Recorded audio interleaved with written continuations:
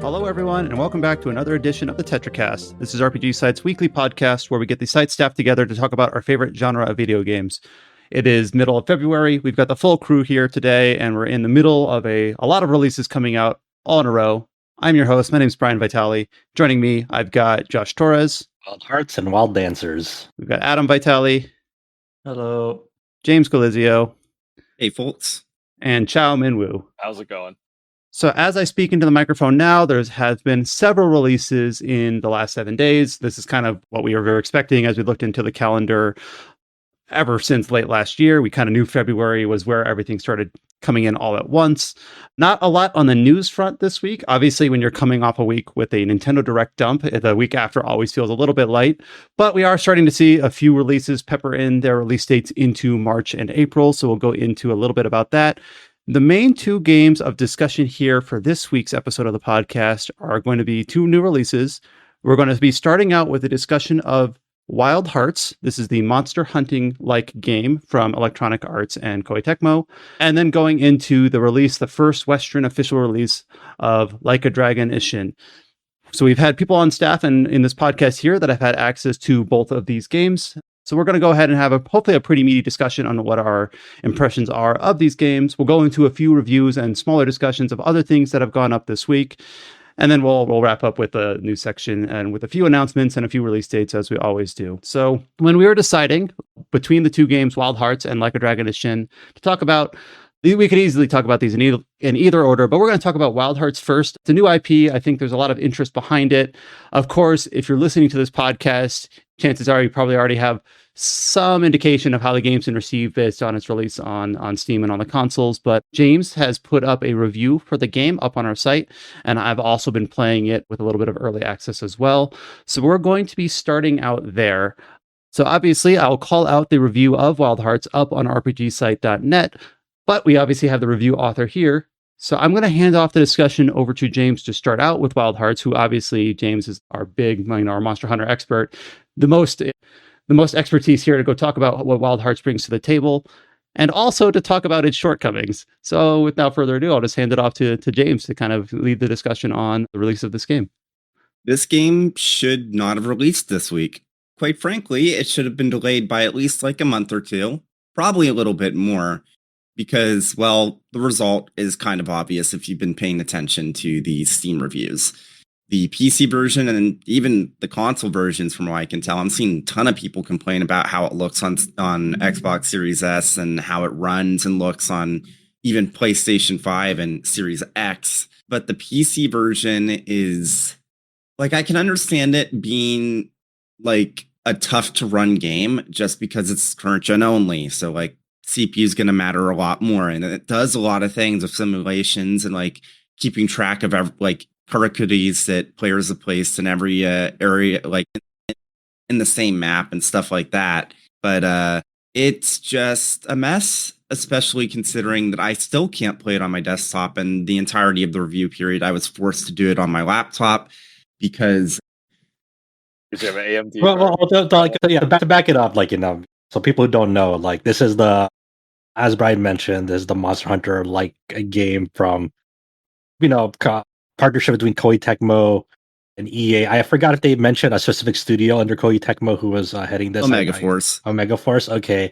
And then when you say like Karakuri, when and like the marketing for this game, like the big thing about it that distinguishes it from Monster Hunter, besides like it has that formula of like, hey, you go make a character and you go hunt big beasts. You can do it with up to 3 players, but the main like gameplay thing that distinguishes it from Monster Hunter is you can actually like build like these mechanical devices that they refer to as the karakuri, and these throughout the marketing they could have like done anything, like you made walls for monsters to like crash into, you made buildings to like jump off of, you made like contraptions like some like are like kind of like turrets, like so like the main thing that you're like referring to here, like when you say the karakuri, I mean as you're building these structures, like performance like even through there with like the struggle of it just like kind of a big deal because that's kind of the big distinguishing gameplay thing of this game. And if the general performance and that certain gameplay component is not coming together smoothly, it's already not a great experience because as people who have played Monster Hunter know, like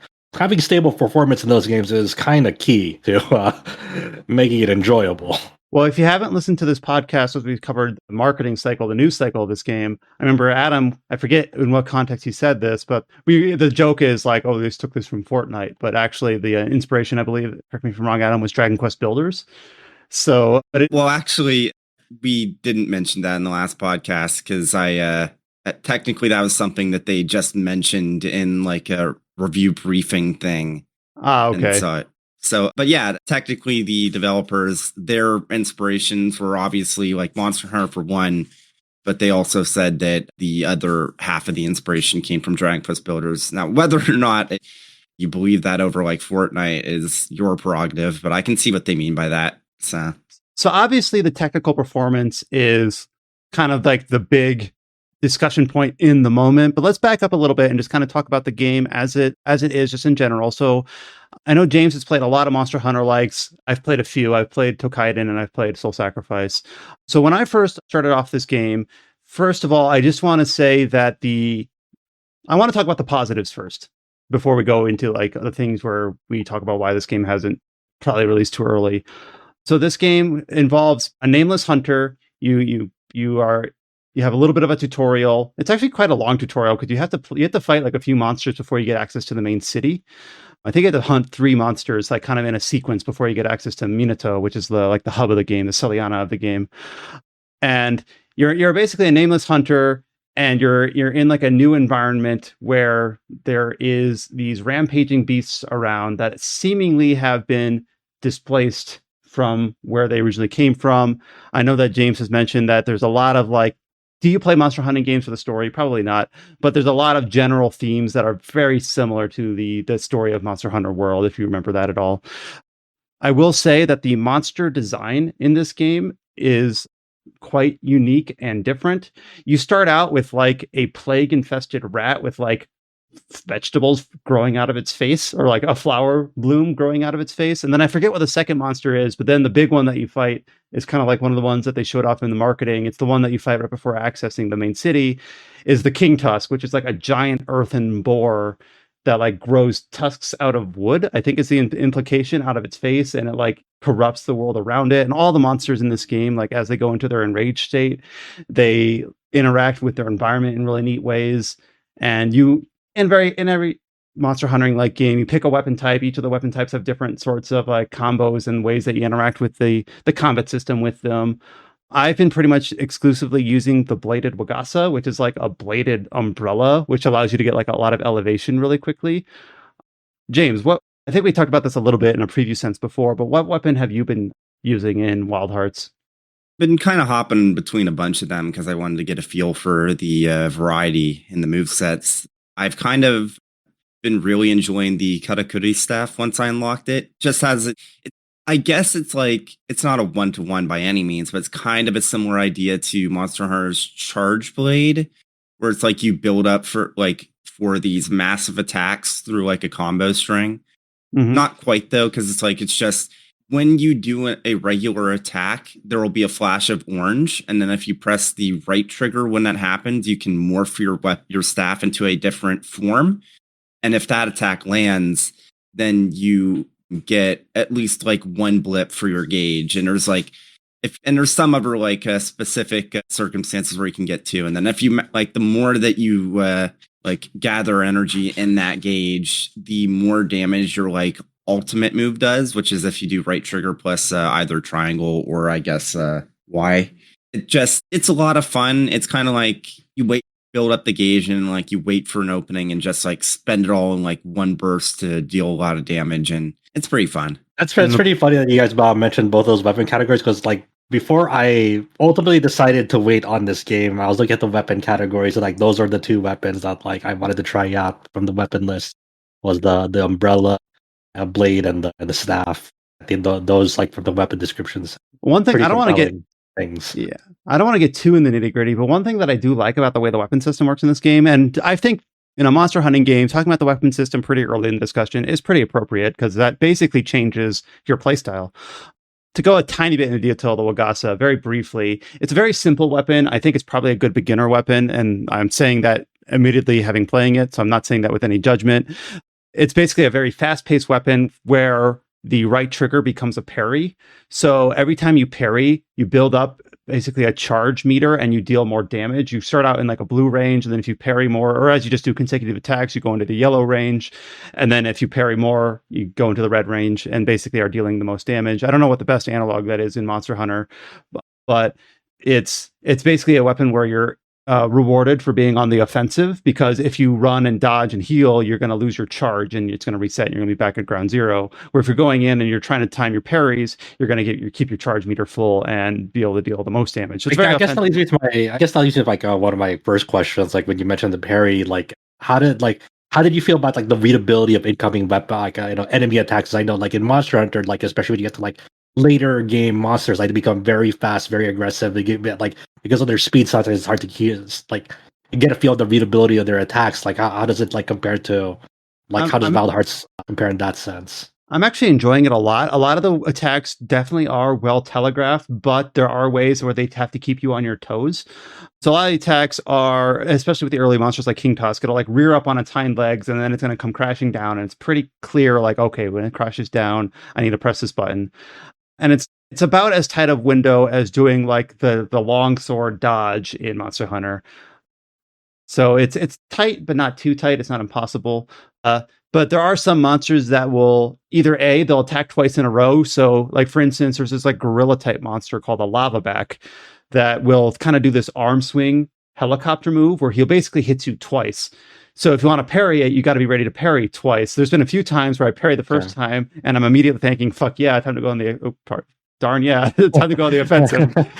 But then I forget, oh, I need to do that second parry too. And then it feels really good when I actually manage to parry both. And then like if you 2 consecutive parries in a row, my meter has just jumped up like to pretty much full at that point. And I know like, hell yeah, I'm ready to go on the offensive. Then there are also some monsters where like it rears up on its hind legs, but then instead of crashing down, I believe this was the Gold Claw that did this. It's either the Gold Claw or the Spore Tail. Rears up on its hind legs, then it goes down on all fours, and then shoulder rushes you. So there's a little bit of a delay because you think, okay, I need to parry as soon as it puts its front legs down, but no, it puts its front legs down and then it does a shoulder check. So there's false tells, but once you learn what the false tell is for a certain monster, you can then account for that. So I think it's pretty well like gameplay wise. I think we'll see if James feels otherwise, but I think a lot of the mechanical underlyings of this game are really solid. It's just unfortunate that the package is not well polished and not ready. And we'll go into more into detail of that later. I have another big question for you and James, like on this game. So I like obviously Monster Hunter Rise is like kind of changed up the Monster Hunter like series in the sense that like it really brought a lot of verticality to your approach in fighting monsters. So before Rise, really, you were fairly well grounded horizontally with monsters.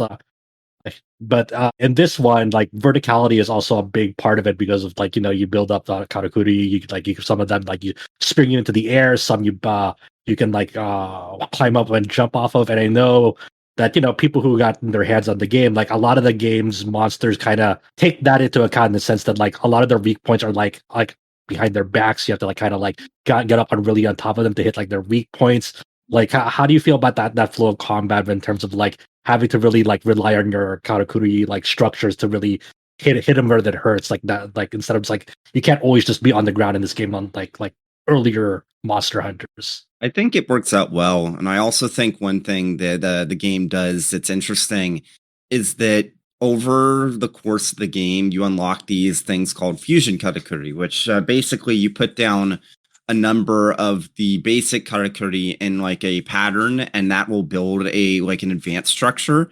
Like if you set down 6 boxes like right next to each other, so it's like 2 like columns of 3, it'll build a barricade where if a monster like charges into it, it'll get like blown back and like thrown through the air. And it's really funny because the first example of it is when you're fighting against the King Tusk, and like gives you the tutorial for it. Like whenever you like basically kind of spark a new fusion karakuri, I'm gonna call it a spark. Yeah, you're getting out of excited. It's basically what happens. Like I mean, Brian can attest. That's basically what happens because you get like it's funny because like things slow down just a little bit, even in multiplayer, just for you. So you have time to like build the structure, like, and like react to what the monster's doing, but it's funny because the first time you do it with the King Tusk and just seeing it get flown through the air because it got pushed back was like really funny. Because it runs into the barricade, and then the barricade like explodes and launches them back. They don't just get hit and stop. So like King Tusk flies through the air 3 times its height, flying backwards. And then one of the ones that's another pretty early one that you get that I like is 3 springs. So there's a basic Karakuri that's a spring that you just jump on to get some elevation. It's just a nice way that even if you're in a flat playing field, you can get some height. And then if you build 3 of those in a row, iframes. Oh yeah, and then if you build 3 of those in a row, it basically just builds a hammer on a spring. It's very like Looney Tunes, but it's actually kind of fun. Or actually kind of like building like 3 of those in a row and just have like these 3 Acme hammers coming down on a monster's head. Then you do unlock things that are a little bit more intricate. There's even a little bit of ones where it's not quite Metroidvania, but in the first area, I was trying to gather some collectibles. And those are a minor aspect of the game. I won't detail them too much, but there were some areas that were blocked by like wooden vines, and I wasn't sure how I got to them.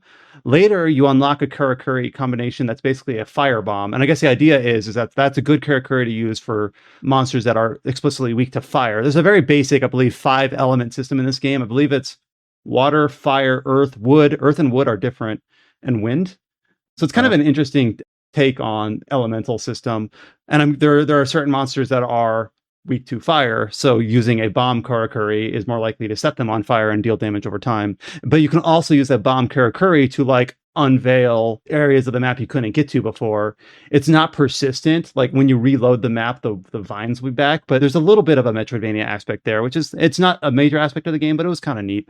I guess when you mention the map, like how do they actually like handle the maps in this game? Is it like kind of like Monster Hunter World where it's like it's seamless but like visually busy but like enough to like you know where you're going, or is it like, or it can't be like other like older monsters where it's like loading zone for zone? I can't. It's definitely probably not that. But like, what are we looking at when it comes to like map design and structure of this game? It's very similar to World. Very similar to World. Yeah, I'd say that the maps are maybe even a little bit bigger than Worlds, but since you have access to stuff like the Dragon Karakuri, which are permanent stuff you place in the environment that lets you get from one area to another more quickly. Like you can like make zip lines. They call them like flying vines.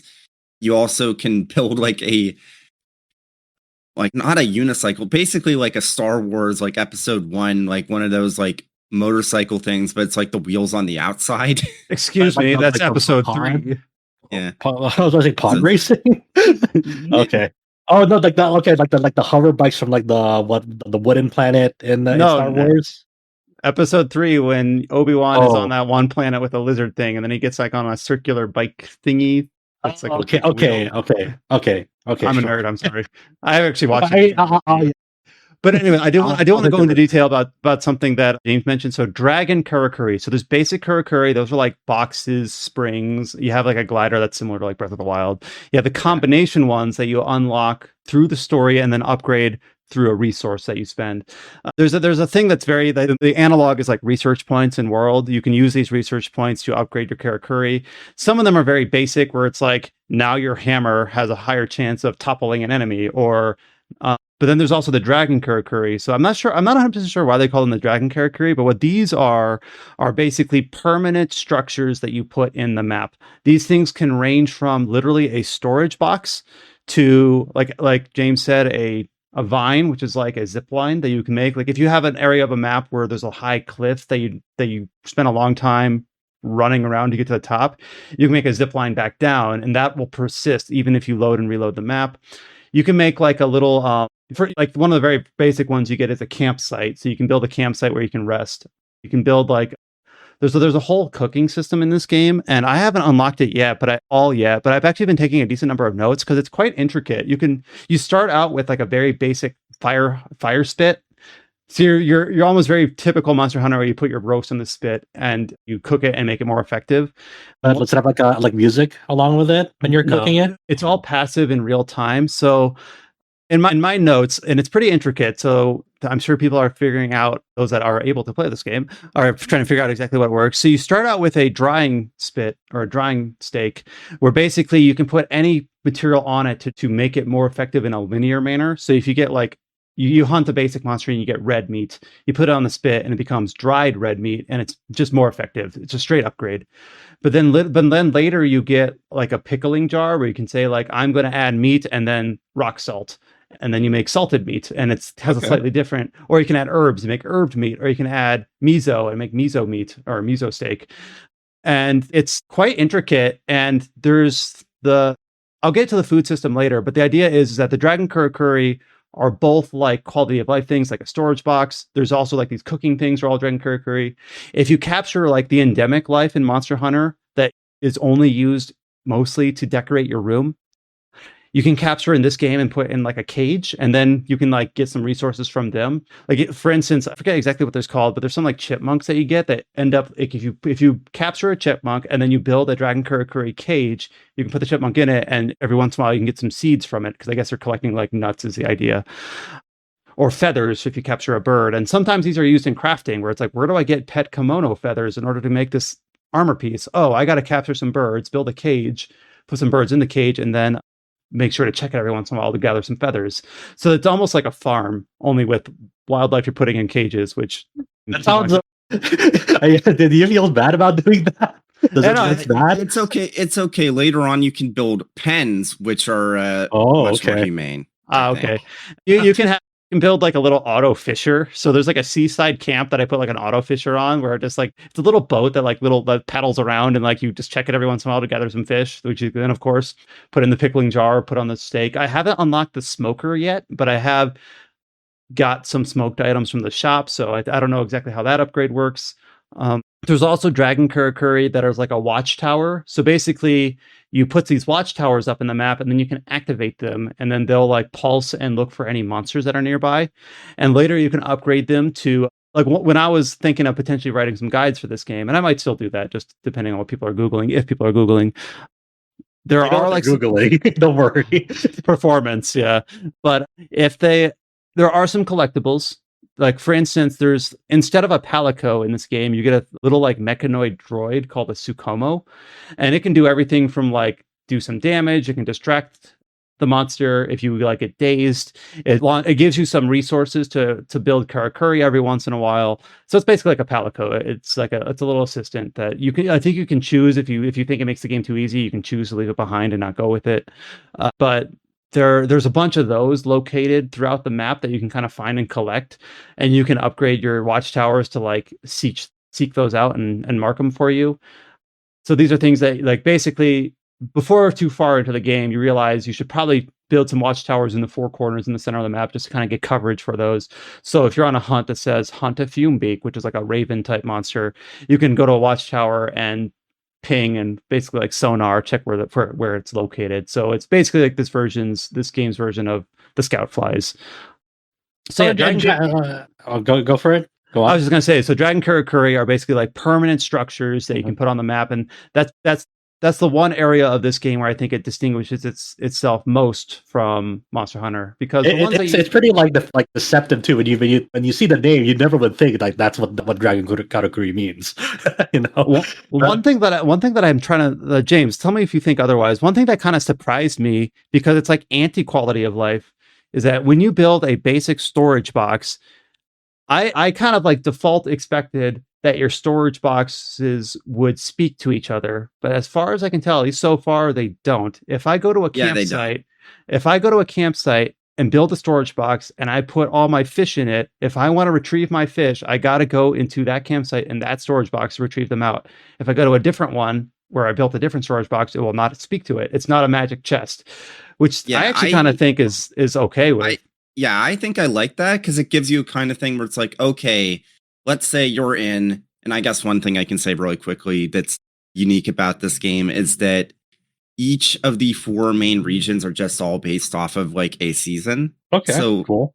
So what I was going to say is, well, for example, like maybe you have prepared food that gives you like ice resistance. You can store all that food in your storage box at the camp for the winter region. Yeah. I didn't think about that, and I'm like, oh, that's obvious. I should have thought of that.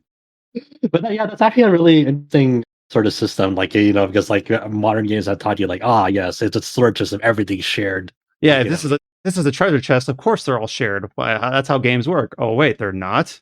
That's pretty. That's pretty neat. I can get behind that. In general, like playtime, like when people decide, hey, this is at a state where like it's playable and it's enjoyable, and I can play with like people without any sort of fuss or hassle out of the performance, which we'll get to. Like, what sort of playtime are we looking at, and what does like end game look like in this game? Probably like 30 to 40 hours just to get to credits, I would say. Okay. I'm not sure. Like, how far have you gotten, Brian? Have you?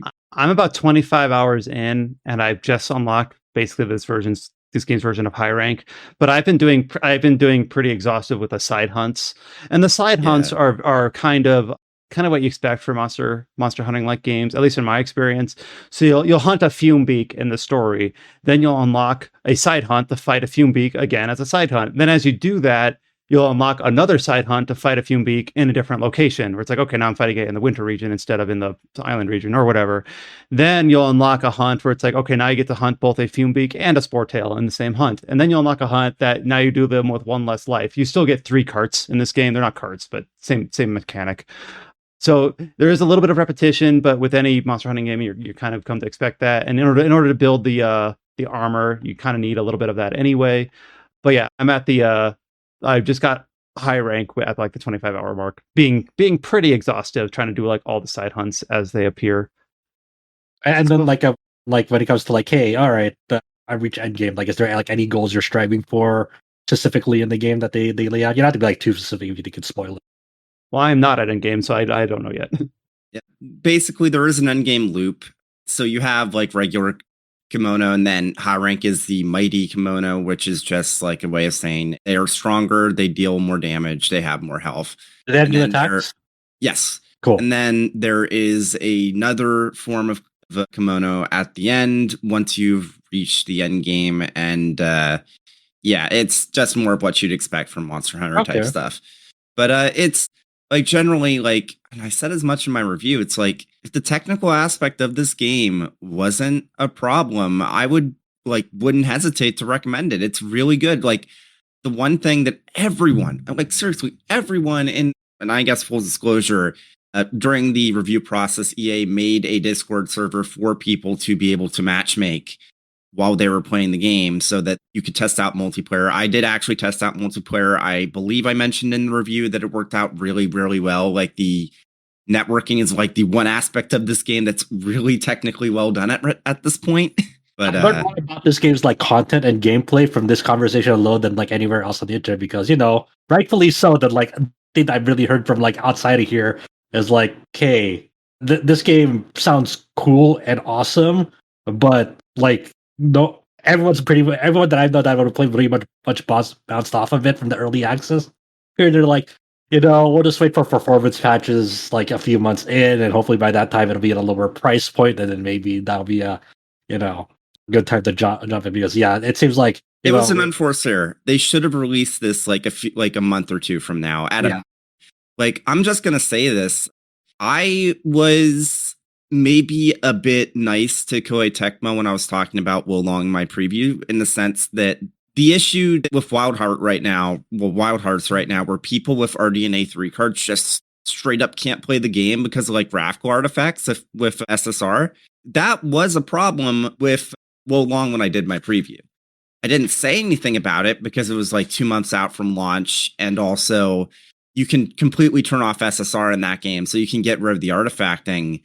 But Koei Tecmo knew about this issue with their engine over a month ago, and Wild Hearts was still allowed to release with this massive, like, epileptic, like, hazard. Like, yeah, I mean, yeah, it's just, you've seen, like, I shared some screenshots of it, and I just like, I don't think that looks bad. It's not good. I don't think I'm being unreasonable to be hung up about this. It's like, come on, guys. Yeah, there will be people who are playing on that, but even like for people who are not on that structure, who may be on like Nvidia cards, like even like people who are like on the more commonly used graphics cards, you know, even on powerful ones, they can like barely squeeze 40 like, you know, FPS out of like this game, like even on like 4090s, because like for whatever reason, like there's some sort of like performance bottleneck on PC that just makes this like run really badly. Some people compared it like playing Metroid underwater because it slows down, you know, to that point. and people on consoles are like, we're sacrificing a lot of visual quality to like, somewhat get somewhat almost stable performance out of this. But when you go into multiplayer on consoles, you run into a lot of performance issues there. So it's just like, it just seems like no matter where you're playing on it, you're really sacrificing something to like play it. Yeah, that sounds pretty awful. Like I remember 4090 car could run this Yeah. thing. I remember Josh asked me like how it runs, and I had just finished playing Forspoken, and I'm like, not as bad as Forspoken, but it isn't great. I'm luckily on an Nvidia card, so I'm not having the artifacting issues. But yeah, I'm fighting a lot of monsters, unless they're in like an interior cave or something. If I'm out in the forest, it's like 40, 50 FPS. Oh man, and it's like like people are like, well, that's better than 30, but it's like you powerful graphics cards, like you want to feel like you got your money's worth out of that graphics card. Yeah, like I can play Rise or World at 60. Well, and this isn't actually defending the game, but apparently the main issue has been like CPU bottlenecking. Which, granted, again, it is a CPU-heavy game. It's current gen only. I was only able to get 30 FPS on my laptop because even then I was hitting over like 70% CPU utilization on that laptop CPU. So it's like, ooh. Apparently, and recently people found out, there's multiple people that say this works. So I don't know what the hell causes this. But if you set your audio settings to 5.1 or 7.1 surround sound, somehow CPU utilization works out better and you have less frame drops. Yeah, I heard about it. Yeah, for me at this point, I'm like, if I do some sort of like workaround to like maybe get a little bit of boost, I'll just wait for performance patches months down the line. Oh yeah, again, and just wait for, like, I'm a man of the people. I want to play this game with friends. I don't want to play this too much on my own because I think I like Monster Hunter. Playing Monster Hunter with people. So a lot of my friends and I were excited for this, and just for it to go like this, like, all right, well, we'll just wait on this, and by that point there'll be a price shock because it's a $70 game as well. So if the stars align and they can get it just to like an acceptable rate, both in price and performance, then we're good to go. Because we're all very open minded and giving this a shot. This looked really cool, but it's just like, come on, man, this is fucking unacceptable to release like this. This is crazy.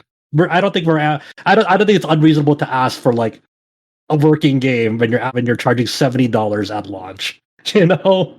Not in this time of age. Fuck, man. It's just, I feel bad. It's definitely not like the developers' fault. They've worked their ass off on this game. I'm sure it's just unreasonable deadlines set by like higher ups. Like, you have to be out by this fucking date. And well, all right, I guess. I mean, I'm sure there are a lot of people working this game that are well aware of like of the state of this months and months ago, and they're like, well, we got to make a deadline. What are you gonna do? It's bad. Feels bad, man. Like, it seems like developers did something really freaking impressive, but they got screwed over by like their deadline. And that's a pretty common story. Yeah. There are a couple more aspects of the game itself that I want to discuss, just to try to keep comparing it to like Monster Hunter, or like how this game is similar, how it's different. Obviously, James mentioned playing in multiplayer, and it's 3 hunters, not 4. It's kind of exactly what you expect, but one thing that is a little bit different that's kind of nice is when you're playing in multiplayer, if an ally goes down, you do have a window to revive them. You go over, and it's quite difficult because at this point the monster, of course, is beating down on you and them, and you have an opportunity to go over there, and it's just hold the button to try to pull them back up. But if you manage to do that, you can get them back up without using a cart or using like one of your 3 fails. So that's kind of nice, where it's like It's also worth mentioning that like this title, when it's working, like supports full crossplay as well. Which is really fucking awesome. And that's something that Monster Hunter still doesn't do. So that's something that I really want to look forward to. It's like, hey, no matter what platform my friends and I get it on, at least we can play it together, and that's. Unlike like, hey, what platform are you getting Monster Hunter on?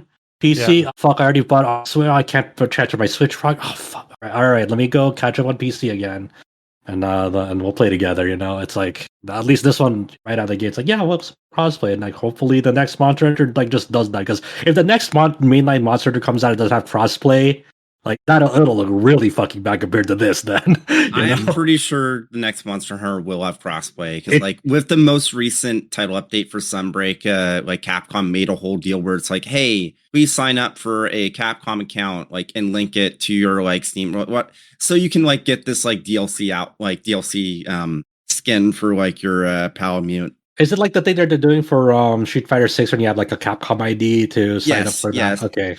Yeah, So, and we know that Street Fighter 6 is going to have like crossplay. So I think it's kind of like their thing where it's like they're trying to tie it into Capcom IDs, which makes sense if you're going to do crossplay. Yeah, so. they're probably offering towards that. And more like the platforms are like, getting to Discord as well. So like, Discord integration is already on Xbox, and then It's on PlayStation PlayStation beta, now, too. yeah, as a beta, yeah. And then so like they don't have to deal with the hassle of like how are like people on different platforms going to talk to you. It's like, no, everything's just through Discord now, and like everyone finally got on board. So there you go. So that's finally we're almost to that unified future, slowly but surely. So that's something that that was once again like something really appealing about Wild Hearts is like, cool, this is just crossplay from the get go. And from what I'm hearing, like from your guys' experience, it's like, hey, like the network infrastructure, performance shit aside, at least the network infrastructure like is really solid in this game. Like, it's really nice to know. And luckily, when I've played Rise on PC, it's worked a lot better. But I remember when Iceborne, not even Iceborne, base Monster Hunter World came to PC, it used the Steam client or Steam API. I forget what the actual Steam software is called, but use that for its matchmaking, and it was terrible for a long time. Like It disconnects. It still is. I like have had multiple conversations with people that were still playing World to let you know how bad Steam's like actual matchmaking is. When I had my roommate, when we tried to play Monster Hunter, sometimes we would disconnect from each other. We are in the same connection. Steam network was just like, you know what? It can't be done, amigo. We can't find you. It's just too hard to find each other. Where are you? Can't find you. That sucks. But So there's two other gameplay mechanics that are a little bit more in the weeds, but if you have any affinity towards Monster Hunter games at all, it's something that this game does a little bit differently, at least in my experience, which I know is not as full as some games or potentially Josh's. But the armor system in this game at its face value is exactly what you would expect. You have basically different armor sets, typically based on a region or on a monster. Sometimes it's on two monsters that might have a similar theme. The game does this kind of interesting thing where it kind of gives each monster has like a logo. It's kind of what represents them on the map. It's like their icon, and each armor set will actually show the monster's logo at the top of it, like at the header. Like this is this is the armor for the ice tusk. This is the armor for the lava back. Sometimes it'll show too, like this is the armor for the fume beak and the ice tusk or whatever. But once you build armor, then you can actually upgrade it into two different routes: the human route or the Kemono route. They call the monster's Kemono, which I guess Chow is just Japanese for beast or monster. Yeah. But that's what they call them in game. And the story of this game this is a tangent, but now my brain is fixated on it. English dub of this game, it's fine, but they do this thing where they pepper in Japanese words for no reason. It's like, okay, I could just always just play this in Japanese too, where you'll be talking to like one of the major characters is a smith named Natsume, and she'll be like, arigato. And I'm just like, okay, you're welcome. Or sugoi. Or I was terrified. I think I mentioned this when I went over like my preview experience during the podcast last year, but I swear to God, like playing through this game, I was terrified that somebody was going to say Gomen and Asari, and I just was going to lose it. Chow, you know who this reminds me of when they like pepper in Japanese words in like their The character from Fate Grand Order with the glasses. No, not Sakabe Hime, but I know you're. I think of Chip Zanda from Guilty Gear. Oh my God! Because he says a lot of like Japanese words like in the middle of like just fighting like he's a very like it's very like kind of a little obnoxious about it, but really funny. Anyways, I got sidetracked from my original point. To be clear, all the English dub voice actors, all of them are fluent in Japanese, actually. And I actually wondered, like, is this the same as the Japanese cast? It's not. But they specifically picked actors who are fluent in Japanese to do the English dub. And then they peppered in the Japanese words. It's a little bit strange, but that's what they decided to go with. Yeah. Hey, you know what? That's a pretty cool casting choice that they went with. Like, maybe the integration, maybe something that maybe the integration is like kind of a bit awkward, but like the actual casting direction, that's a cool way to go about it. So the point that I got distracted from is that when you upgrade your armor, you can upgrade it either through a human path or a Kemono path or monster path. And what these will do is on your armor and on your weapons, just like in Monster Hunter, you'll have some sort of trait or talent that will be, imbued to your weapon or armor, but some of them won't be active unless it's kind of like Paragon Renegade for a very shitty comparison, but you basically have a meter at the bottom of your character sheet that is based on your equipment. What, are you more human or are you more monster? And it's all based, as far as I can tell, on your equipment upgrade selection choices. So you might have like, okay, if I craft this piece of armor, not only does it have great stats or great ice resistance when I'm going to the ice area, but it'll have this ability that's really good if I'm sufficiently demon enough or Kemono enough. So that'll only trigger if I build enough armor pieces in my kit with that upgrade path. So this is really funny because the first thing I think of is like, I think of that stupid fucking bit of like, I can be your angel or your devil, but it's just like, I can be your human or your kimono. Yeah, so that's pretty much what it is. It's a nice little wrinkle where you once you build an armor set, you don't have to upgrade it if you like don't plan to use that talent or whatever. But you kind of want to, because it also just gives you straight up more defense. Yeah.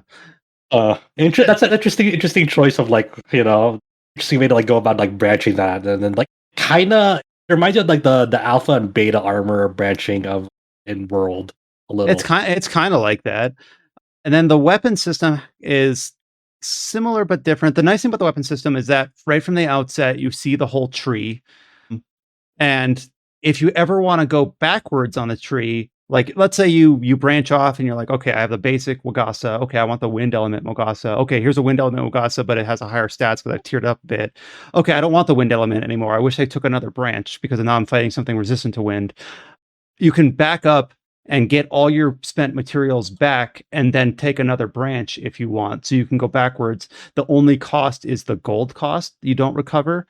But that's kind of more nominal. Yeah, so you don't get everything back, but the important, more valuable things are like your resources. Oh, I just used a whole bunch of lava back tails in order to make this flame weapon, but now my flame weapon's no good. But if you go backwards along the tree, you'll get those tails back.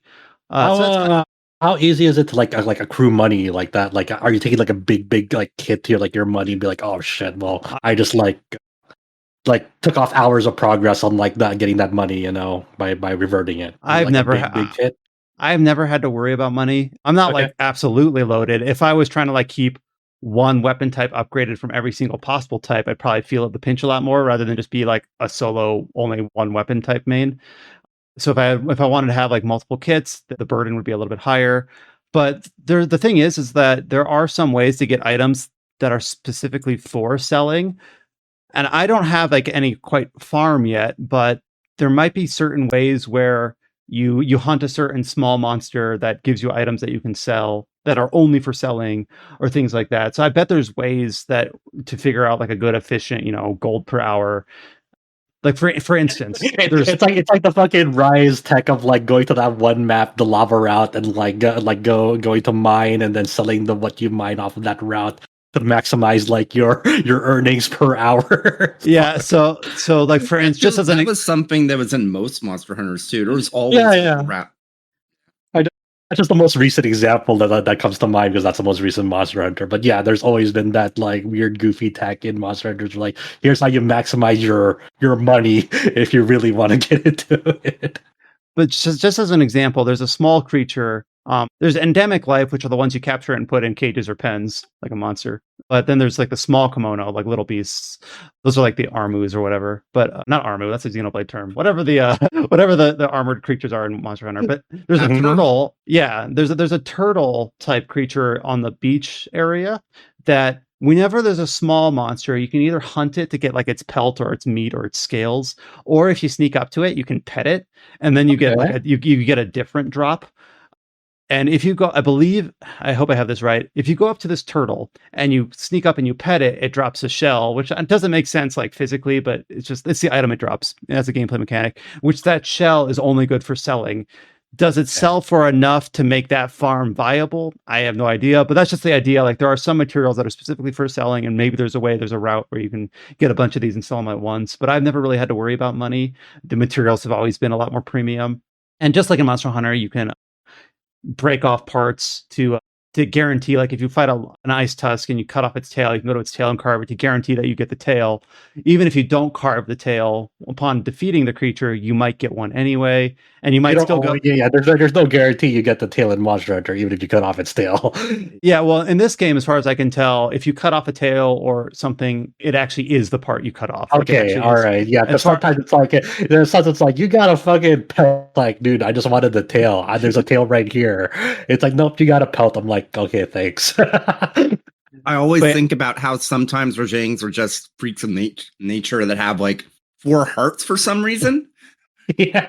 Well, even in this game, if you fight a King Tusk and you cut off its tail and carve the tail, then you defeat it, and then you get like your regular spoils from the fight. And for the regular spoils, there is no like difference between killing and capturing. Just as soon as you defeat it, you get all the spoils. And that's another thing. There is no capturing in this game. Once a monster is out of HP, it falls over and it's stunned, and you basically do a glory kill on it. Okay, that's that seems extreme. That's I haven't seen that, but and then once you do that, you immediately get all the spoils, and you, like even if you already carved a tail, you might get another tail from the spoils. Does it have like the carving animation, like you kind of rummage through it with like your knife? Not at the end of the fight, but if you cut the tail and you carve through that, it kind of does. But not at the end of the fight. At the end of the fight, you just get a UI pop, and you okay. Wow, that's gonna be weird to get used to. Like, wait, I don't have to like carve it. Oh man, yeah, it's gonna fuck me up. Yeah, it feels wrong. Another thing I heard is like there's no sharpness in this game, right? For your weapons. Okay, yeah, that's weird to get used to as well, man. There's no stamina regeneration either. It's just like there is the food system, but the food system is the itemization of the food system is pretty detailed, like all the cooking that I talked about, but the implication in fight is pretty straightforward. Every food item has a hunger cost from like 0 to 40, and you can eat anything up to 100. So let's say you have 5 turnips and they all cost 20 food. You can eat all 5 because 20 times 5, it'll be 100. But if you have steak that costs 40, you can only eat 2 because 2 will get you to 80, and you can't eat. Is that like the Harvestella like hunger? The stamina? Okay. But the main thing I wanted to get to was it doesn't fall off. You eat it and you just have it for as long as you're on that excursion. You can then, or at least I haven't like sat around and idled and see does it fall off. As far as I can tell, it doesn't. And the food buffs are everything you expect. Like most all food items give you HP, so it's almost good to at least eat something. Even if like one item that I found is very basic that you get in abundance are like green soybeans. It's like health plus 6, defense plus 1%, and you can eat like 4 of them. So at the very easiest, just eat 4 of these, if nothing else. Get some defense, get some health. But almost every food item gives you some health, so you're basically making it harder. Go ahead. Sorry. And the reason you cook is that if you cook food, it improves its effects, but it doesn't really have an impact on how much it costs to eat that food. So it's like, and then there's different like levels of like effectiveness for like that food in the first place. So it's like the cooking system, it's like, okay, here's a really high quality like base item, here's really high quality seasoning. What I'll get out of it is a really, really effective like cooked version of the base item. The food but that you cook and then you consume in this game, that raises your maximum HP pool in this game. Yes. And then is there like any equivalent to Monster Hunter where like you can go up to a table and like just eat that and get like, max potential health, or like is that only through food and there's no like table to gather around and eat? Only through food. So there's no Meowscular chef or whatever. Nope. Unfortunately. Man. Oh, I have to rewind my brain. So in the Minato city, it's pretty basic. There are some basic quests, and the basic quests are usually just like fight a monster. Some of them are gather these specific items, and they give you just materials and money. Like there's nothing super intricate about them, but if you just want a reason to fight something, get a little bit of bonus out of it, you can do it. And some of them do tag together, where it says like, I can't remember any quest names off the top of my head, but it's like History of the City Part 1 and then Part 2. So maybe it'll tear up into something pretty big by the end. But yeah, it's actual like, instead of it just being like a side request where it's like, hey, can you do this for me? Thank you. It's like there is a little bit of a narrative attached to it, even if it's not major at all. And then in the city, there's obviously the blacksmith. There's a whole smith that's all based on cosmetics, which I don't really care about. Like cost resources to make them, and you can make like necklaces and brooches and things like that. So there's that. There's that. And whole they're so system. minor that it doesn't really. Are there like any in-game store that costs real money, or is there like any real No. I'm asking the same for just like Well, defeated real money? Oh, No. when you say real money, you mean like Oh. microtransactions? Yeah, but I think of like, because it's published by EA, so some part of it, like, is there like an in-game store where like you use real money to like purchase cosmetics or something like that? Just just a heads up for people. Not that I'm aware of. No. They said that there wouldn't be any microtransactions, and I couldn't find any. Okay. Yeah, I forgot they said that. In Minato, there's also a basic general store. As far as I can tell, they just sell like mostly consumables. Where like, oh look, this store is selling smoked rice. So you can get rice in the game. You can you can eventually build a smoker. I'm guessing you can eventually make that yourself. But like, oh, there's just someone in the store. I can just buy some and not have to make it. There's a small system where you spend money for like rebuilding the town. But as far as I can tell so far, the benefit from it is just increasing your bag size. Hey, which is not nothing, but it seems like a little bit incongruent. Like, here's some money to help this group of carpenters upgrade the town. Oh, thank you for investing. Here's a bigger bag on me. It's on the house. Well, on the house after you've paid them. So now instead of holding up to 20 soybeans, I can hold up to 30 or whatever. So there's a little bit of progression there. I don't know. So far, it seems pretty straightforward. There's like a request system that's very much like the research tasks in Monster Hunter, where it's like hunt 10 small creatures with a katana, and then once you do, you'll get points. I should have asked this earlier when you're talking about voice actors, but you just reminded me. Does this game have any like language option where it's just like Wild Hearts language? Nope. Like, okay, dang it. They're All not right. complete Monster Hunter knockoff. Yeah, I'm just like kind of comparing it. That's like, okay, what does this and doesn't do to Monster Hunter? Okay. When you're healing in this game, there's like when you consume like something to heal, or do you stay in place, or can you walk around? And is there like a little flex at the end if after healing? You walk healing-based- slowly. Did you? Yeah, it's kind of like if you played the Wo Long demo, the healing kind of works like that. Okay, yeah. All right. And honestly, I think with that, I think we've at least touched on all the constituent pieces of this game. This is the most I've ever learned about the game ever since it came out, to be honest. It's been hard to find like actual discussion about like what do you do in this game? What's it like? I get it, but one thing that's a Yeah, little the bit game's not interesting. working. It's like you're going to just refund it, but well, Yeah. we have to cover it, so we have to play it. One thing that's a little bit interesting is that the game is subdivided into chapters. And so what that means is you'll be looking at your world map, and then you can actually select chapter 1 or chapter 2. And let's say you're looking at the first region of the game, which is like the autumn region, I believe. In chapter 1, these monsters are found here, and they're the very basic early monsters. But in chapter 2, these monsters are found here instead. So basically, it kind of uses the same map space, but allows you to more dial in kind of what's in the map. It's a little bit awkward, and I don't know if it was needed, but I guess that way they eliminate randomization and they can. I do like once you reach into the high rank equivalent, the areas themselves get a bit warped. Like the spring region has aspects of the fall region, and other regions like have similar stuff. Like the summer region has aspects of the winter region. I do like that they do that.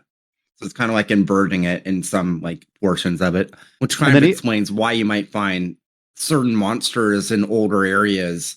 I feel like it's a good like recontextualization. And it is still kind of nice that I talked about this earlier, but just like while we're talking about the maps, the dragon curry they built that are permanent. It is kind of neat. I don't know. There's something about like seeing like a high cliff, but you see like you already built yourself like a little staircase to get up it. Like, oh yeah, I built that for me. Or you see like the zip line that you built earlier that you can now use to catch up to the monster really quickly because you set yourself up for success earlier. So that aspect of it is kind of fun, just to kind of, because you get a fair number of resources, and there's a system with these like little vessels that you can like spend minerals to upgrade how many, like your resource limit in any map. Like there's a limit to like you can't just build 10,000 bird cages. You can only build 3. Things like that, but you can kind of like give yourself more resources to build as you go through, and it's kind of like there's like a preparedness faction to it, or where you set up your you do some slower, more methodical stuff on the front end so that once you get into combat, you've got everything you need on the back end because you set up your storage boxes with your freeze resistant food, or you've set up your zip lines so that you can get up to the cliff really quickly, or there's something here that you've built yourself a glider at this point and things like that. But yeah, it's unfortunate that the game launched in the state that it did. It's at least it's at the point where like underneath it all, you can kind of see the game underneath, and I'm lucky because I don't have an RDNA 3 card that I haven't had the artifacting issues. So even though I'm playing it with like some struggling on the frame rate, and the game itself has good looking environments, but the character models and animations are a little bit dated. But I guess for a monster hunting game, that doesn't really matter too much to me. The story and the dialogue and the mocap or things like that, if they're a little bit more limited, that doesn't bother me too much. Like I said at the very outset of this discussion, I really do like the monster designs. It doesn't feel like RC Cola Monster Hunter. It feels like something unique and different. Mm-hmm. So it's got promise. It's just unfortunately in the state it's in now is not living up to it. And EA has mentioned that they're planning to support this game with a lot of free updates. Hopefully we can look back on this game in a month or two and see that they put a ton of work into it, and we can wholeheartedly suggest it. Yeah, I really hope it gets fixes and fast, man, because you only get one shot to get a good first impression, and they're botching it really hard right now. So they really need to turn the narrative around quickly. Mm-hmm. This game. I think this game could have been a huge hit if it actually like launched in a good state. Yeah, sounding like. What a bummer at the moment. I hope it doesn't take a review bomb like near to get patched 4 years later. Seriously. I would love to play this game with friends. This sounds like a really fun game. Yeah, well, we can definitely give an update next week to see if the promise patch actually releases on time, and if it makes it so I can actually play the game on my desktop without without like having to wear sunglasses and hopefully not go blind. Speaking of which, does anyone have an Intel graphic card? Could they offer that? Kind of rip. As an aside, Chow, don't get an Intel graphics card. I heard good things. No. It's about like the fact that like we've like anecdotally, I've been like keeping track of like the stock for like open box like Intel cards at my Micro Center, and they sell so slowly that the sales are probably not great. And then there's also the thing where like Mind Factory, you can see every like month how many cards they sell. Those cards are not selling. You will not get support in 2 years. Just buy an AMD or NVIDIA card. I'll just get a 4090. You heard the guy. You hear it. Just get a case that can fit a 4090. Yeah, get the biggest case that you can get a 4090. That's the main reason I didn't get a 4090 is it's like, well, not only is it so expensive, but I'd have to get a new case too. It's like, that's an extra like $130. It's like, fuck that. I'm not looking forward. I don't want to think about upgrading my PC for. You're good. You're good. Just wait until the 5000 series. You got 3080. So just wait till the point where you just bolt a motherboard onto the GPU. We're already there. And with that, we'll move on to the second major game. Wow, I can't realize we discussed the game for an hour. But hey, I think it was a really fruitful discussion, and it's always kind of cool to talk about a new IP on this podcast. Yeah. But we'll move into the second major game of the week, and this is going to lean the discussion over more into Josh's court, and this is a game that I'm eager to touch on as well, and that is the worldwide release of Like a Dragon Ishin, which is the first official Western version of what was previously known in the West as Yakuza Ishin. So Josh is the perfect person to have covered this game because he was familiar with the original version of this game on PS3, I believe it was PS3, and then was able to look at the game for us now on its new engine, now in the new Like a Dragon paradigm for RGG Studios. Yeah, this is, for people who don't know, this is the second historical samurai spin-off that Yakuza series has had. The first one was also on the PS3 called the Like a Dragon series. Yeah. I'm sorry. I'll stop. Yeah, I know. The first one was Yuga Gotoku Kenzan, and then that was pretty early on into the PS3's lifespan. This one is Ishin. This is the second one, cross-generational. Back in 2014, that released on PS3 and PS4 only in Japan. This is one that a lot of people, Yakuza fans have been really looking forward to, because the historical spin-offs for Yakuza have always been kind of like bizarre side project for them. It's like, hey, what if you like played a Yakuza game, but it was just like in a completely different historical time setting, and you play as Kiryu, but he's a samurai. It's like, yeah, that sounds fucking awesome. So this one's set in the Bakumatsu era. So this is kind of in that time period when like it's kind of nearing the end of the Bakufu, which is like the military government. So instead of like the power, the governmental power being with the emperor in Japan, it was mainly towards like the shogun, like the Tokugawa shogunate. So in this one, you play Sakamoto Ryoma, a Ronin, very, very famous historical figure. Obviously, this game doesn't really tell like historical accuracy comes in like the terms being used and like the general flavor of the setting, but not like the actual details of what happened in that time period. So it's not like a retelling of like who was. It's not like true to the facts of like how we know the story as it is today. I kind of always thought of it as like King Arthur. Yeah, where it's like embellished historical fiction or something like that. Yeah, that's not a bad way to think about it. So in this game, you at the very beginning of the game, like the opening cinematic, it's kind of like a flash forward of like, oh, this is where things are leading up to, but then it is a flashback of like how did things get to there. So you at the very beginning of the game, you are Ryoma, who is coming back to his hometown of Tosa. And he gets reunited with his like adopted father and sworn brother. And go for it. I have to dumb this down. I know the answer to this, but I still think I need to ask it for clarity. Sure. So Ryoma looks like Kiryu, has the same voice actor, same model, same everything, but they're just borrowing that. It's there's there's not a Kiryu's descendant or ancestor or anything like that. It's nothing like that. It's just the historical Yakuza games do like to do that, like where they just kind of borrow the likenesses, like the voice actor, the model of characters in the mainline Yakuza game. They even did that at Kenzan.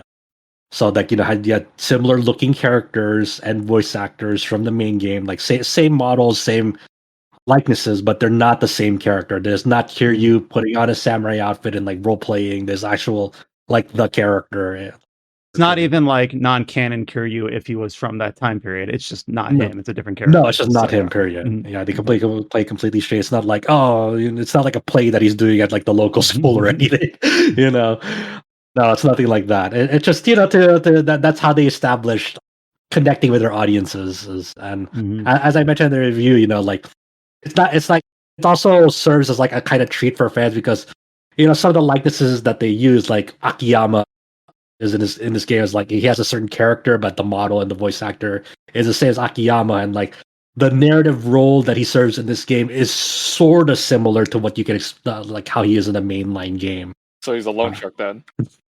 Not really, but but like in terms of like where maybe his alliances and where he ends up, I'll keep it vague on purpose, but like like it's sort of like that. Like let's say with like Ryuji Goda he was like the main antagonist in Yakuza 2. Like he was always seen as like a rival to Kiryu in the mainline game. Like in this game, like he kind of shares as like a similar sort of rivalry with Ryoma, with his character. Obviously, they have a different character altogether, but like in terms of like rivalry and like his sort of personality, is like you can definitely draw parallels there. So not exactly the same character, but it's meant to like kind of it's a fan service, Well, at least at the end of the day. At least he's not running an idol agency. So how is this game like organized? So obviously in the main series games and even in like the Judgment games, you usually get a familiar map, Kamurocho, Yokohama, Sotenbori, and basically that map will be where the story takes place. It'll have side events. It'll be given like a story marker. You sometimes can travel between maps depending on the game. Is this game like organized in the same fashion? Yeah, so after like that opening chapter of Tosa and some story events happen, Ryoma basically relocates to Kyo, which is modern day Kyoto. That's where most of the story happens. Like Kyo is basically your Kamurocho and Ishin. That's your basically main town, main hub to like walk around in, run around in. Most of the events, lots of sub stories you run into there. Lots of markets, lots of side activities. There are like some little mini like regions and maps that like split off. Like say like you go to the left of Kyo, you go to like a little mini region to get into the Shinsengumi barracks. While you go to the right of that region, it's Gion, and then like you can find like some restaurants there, and like the little dating game there as well, where like you can like drink with someone and play rock paper scissors with them and all that fun stuff. And then and to the south of Kyo, you can have like a boatsman get you to like a fishing spot, or go to Mukuro Gai, which is like kind of its own separate thing as well. And but for the most part, Kyo is your Kamurocho edition, and like the structure of it is very much in tune of what you expect from mainline Yakuza. There's chapters in the game, and as you unlock chapters, there'll be a point where like you're kind of there's like this ramp up of like, hey, here's the introductory thing, and then it'll take like maybe 4 to 5 chapters in for you to fully explore, and like it lets you go, and like, hey, you can go have fun, and before you can choose to like progress to the main story, or you can go spend hours and hours into the side activities and sub stories and all that stuff. So people who've played Yakuza will be very, very familiar with like how it's structured and narratively set up. Just to go to learn more about like the background of it, like like you relocate to Kyo, and like the main like premise of the plot is like, due to events that happen in the opening chapter, Ryoma is forced to like kind of his name, his undercover name is basically Hajime Saito, and he decides to infiltrate the Shinsengumi, which is kind of like the elite police squad under the Bakufu, because there's like he's trying to find the identity of a certain masked man, that showed up earlier on, and the only lead that he gets, like the only tip that he gets earlier on, is that this masked man was part of the Shinsengumi. So he decides, okay, I'm going to join them to find out who this person is, because he can tell after fighting him once, he can tell the fighting style of this masked man, and he has to know, like he's trying to fight the other Shinsengumi members to like kind of discern the identity of the masked man. So it's a very classic like sort of samurai story in that aspect, and it's kind of wild. Like like you mentioned earlier, like I played the original version of this game, so I only it's only released on PlayStation 3, PlayStation 4, but here we are. Its performance, it supports an uncapped frame rate. It runs very smoothly for the most part, though there is still some stuttering here and there. Thanks Unreal Engine 4. And are the side stories like? So when I played the Yakuza series games, most of the side stories are very silly. When you play the Judgment series games, it's maybe a little bit less so, though. Obviously, RGG likes to indulge in that. Is that kind of like the same thing here, where there's a mix? There's like a balance. Like there's some that are very simple. Like say like one sub story is basically you give this kid like random things to like show his friends, and like you just kind of give it to him at like certain intervals when you see him again, and then you have like a bond meter with some of them. Like you've seen this in other older Yakuza games where you have like a bond meter with some NPCs, and then like that's how you know you're done with their sub story, essentially. Mm-hmm. And then like it can be as simple as that. It can also be as simple as like, hey, this kid loves vegetables, but his parents are like kind of too poor to give him vegetables. He loves vegetables, so you just every so often you give him vegetables. He's like, oh, this is my favorite. Then you come back and see him again. It's like, oh, do you have any more vegetables for me? Because he loves vegetables. Got to give the little kid his hit. That's right. He really needs to. But some will be more, heavy. Like one sub story may be like, hey, my son is basically. I forgot the terminology they use, but it's basically equivalent to like a hikikomori in the modern days. Like he's always just locked up in his room. Yeah, exactly. And sort of like can you talk to him? And then that sub story goes places, and you'll have that balance of that. You also have like other more involved side activities. Like there's a thing called Another Life in this game, where you basically eventually get to a point in the story where like you're kind of mandated to like get introduced to it. At first you'll meet a young girl named Haruka, and she's because of what her parents have done, she has like to pay off some debts, but like the cost is like is a lot. So what you decide is like, hey, let me stay at your villa, so I can like have like a bit like somewhere safe to stay, and I'll help you pay off your debts. So over at that Another Life section of the game, you can manage a farm, you can go deliver orders, or have Haruka deliver orders to like get a bit of money. It's basically just like, hey, I need like 5 tofu, and then you just get 5 tofu and then have her deliver it for money real fast, or you can go make dishes there. And then there's like this whole like farming games, like kind of like Tetris, where like you're opening up like parts of like your farm, and then like you're kind of feeding like your crops on this like farm board of like, okay, it's shaped like this, so I have to like kind of fit it in this way. This takes up like a 3x3, so I have to like slot it in here and then make space there. It's kind of like almost like RE4 in briefcase management in that sense. And then if you get a good harvest from it, you need to like set up scarecrows to make sure that like like to fend off people who will ruin your harvest and all that. It's like random stuff to like kind of like keep you distracted and busy, but it's like it kind of like adds to it in a way. It doesn't feel like worthless. It's like it's kind of just a fun little distraction.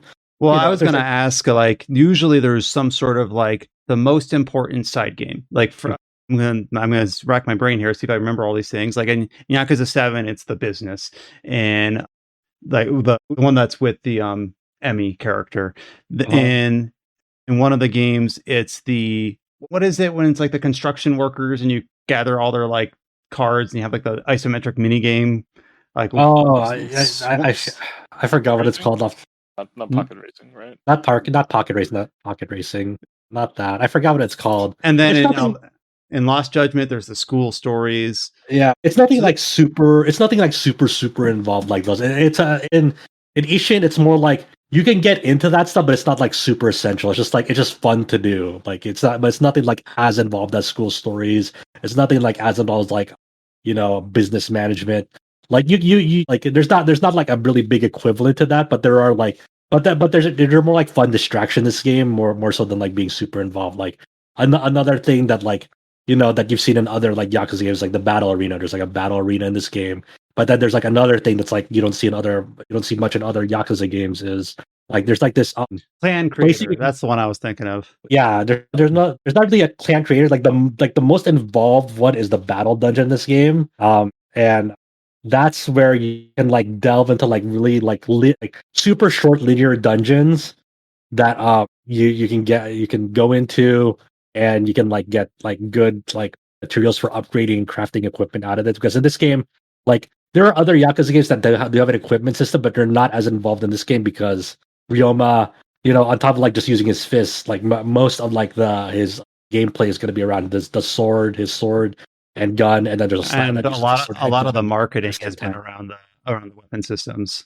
Yeah, so like that aspect of the game is actually pretty important, like crafting and upgrading equipment, because of the way stat scale in this game. Like you want to be kind of on top of like your DPS, because like stat scaling does ramp up throughout the story. That's actually interesting to hear, because like I know that the other Yakuza games have like weapon systems. I'm thinking like 3, 4, maybe 5. There's that white van that can go and bring materials to upgrade like your sabers and things, but I never really interacted with it much. It felt really kind of superfluous. So is it more like this game, like you have like a whole blacksmith, and you have like actual weapon trees with rarities in it, and then like the interesting thing is like you can access like any rarity at any time throughout these trees. They're not like it's not like linear, like you go from common to and then the next one is uncommon, and the next one is rare for like, let's say, like swords. You can just be like, okay, I want to access like the rare tree immediately, and like for my next upgrade, I want it to be a rare sword, and then like have better stats and like have more slots to fill in enhancements. But the thing that their main limiting factor is like the quality of hammer that you use to like craft it. Depending on what you have on it, like that'll actually get you access to higher rarities when it's time to actually like craft the equipment. It's like, okay, do you actually have the hammer needed to like get to craft that rarity? But it's kind of hard to explain on like vocally, but like when you see it in, okay, I understand that type of deal. But it's pretty versatile, and in terms of like how you craft stuff, it does look overwhelming at first, but then over time you'll sort of understand. It's like, okay, this is what they expect out of me. One thing that I thought was interesting, I forget which website or which outlet it was, but there obviously the reviews for this game went up in the last couple of days, including your review up on RPG Site. And I saw one of the taglines said something like, as you review this samurai RPG. I always kind of thought that like calling Yakuza series an RPG was like one of our broad strokes sort of thing, where it's like, yeah, it's got a lot of the same flavor, but it's more of a brawler action with some like progression. So I don't know. I saw that in a headline, and I thought that was just kind of interesting, where they just like straight up no fear said RPG. And I know this might sound weird coming from me, like RPG site, like, well, you guys are covering it, aren't you? It's like, yeah, but it was almost kind of like a because I mean, this one is definitely more like definitely is more heavy on the RPG aspects than most Yakuza games. Like unlike the original, this one even displays damage numbers too. Like you can turn it off if you want. Oh, but if damage floaters. That's there you the go. hallmark That's of an RPG. That's right. So I mean, you can go down that route. But in terms of like what I was talking about earlier, in terms of like just side activities, like I'll get into the battle dungeon a bit, but there's like also a really neat like side activity in this game where like you can go to like this place that has like scarecrow machinations, and like it's just time trial challenges of like, hey, you have like 30 seconds to like get a high score on this to get like a crafting mat out of it, and like your restrictions are, oh, you can only use the brawler style for this, and you have to like, you kind of have to prioritize like higher value scarecrows because some of them might be glowing gold and you want to get to those first before you go do the other ones. So there's like the time trial challenges are like beyond just being a stat check. It's like it's more like kind of puzzling out, okay, I want to take out these scarecrows first, then do this, then do that. So it kind of tests more of like your kind of puzzle solving skills in it, which is it's a fun distraction. And then the battle dungeon, which is also in the original, but the battle dungeon has a lot of interesting quirks to it because just on top of being like a linear dungeon, it's literally just like, hey, you go room to room. Some have branching paths that may have like levers that to like unlock like the next door to move forward. They're usually like, hey, traverse through this, get to like the boss door, beat up the boss and his minions, and then you're done. In the original, this is where trooper cards existed, and trooper cards are a big talking point in this remake because it used to be only for this battle dungeon, but now it's throughout the whole game that you can use them as well. And these trooper cards were essentially like skills that you can use with any battle style. So you can have up to 16 with you at any given time, and then like each style that you have 4 styles, and you can equip up to 4 at once with each style. And they as your style. And when they're full, you can like use their skills. Some of these skills might like be a big heal or like a regeneration heal, or it could be like a stat buff momentarily. But some get really crazy. Like some will like you have to spit out like kamehamehas, in the middle of battle. It just does a lot of damage to a lot of people in front of you at once. You can kind of steer it, and they'll do a lot of damage to a lot of people. And it's kind of not trivializing the difficulty, but because it's optional at the end of the day. But they're very over the top and give you a very big advantage in battle if you decide to use them. And also, you sort of get thrown out of like if you wanted a grounded like gameplay, like obviously this isn't like really. Well, it reminds me of like Judgment. Like you get like Yeah. those magic laser beam things. Like from the DLC of that. Yeah. So it's sort of like that. Like like so some of them like will call like some will call like a bear to like thrash on the enemy out of nowhere. Some will like to like force lightning that will like stun them, and like it'll like go bounce from person to person and stun them. And then like you have a big advantage because they're not only are they stunned, but they like fall to the ground. So you have a lot of time to kind of fire off attacks. Originally, like battle dungeon was this is the only place where you could have used those cards, and the battle dungeon content was sort of balanced around it because of the like and battle dungeon. You kind of needed those cards, but now you can use this throughout the main game, like in any sort of like story fight once you unlock the system, any sort of like battles that you come across. And like it's dumb fun. Like you can choose not to use it if you want to. I want to be very clear. If people don't want to use the system, even if you don't want to use it in battle, you just like unequip them all and don't have to worry about them, and just still stick with like your standard experience of just like the 4 battle styles, and don't have to like look at like these cards all charged up, ready to go in front of you. You don't have to use them.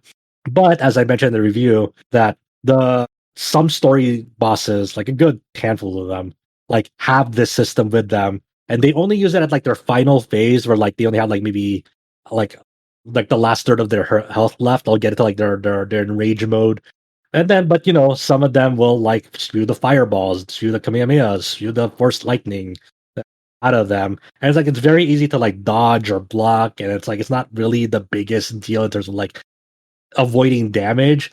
But like if you're here to like kind of witness the drama, because some of these encounters and like the lead up to them is like really really fantastic, especially the music, like the story context surrounding them. So you have like some really really great duels and showdowns. Like in the original, it's like okay, you stuck with that. They became pretty dangerous at their final phase, but there was all still very grounded, attacks from like their unique move sets. Well, in this one, they still do have that, but occasionally they'll be like, aha, but I also have a fireball. And it's like, all right, I guess. And there's no way to turn that off.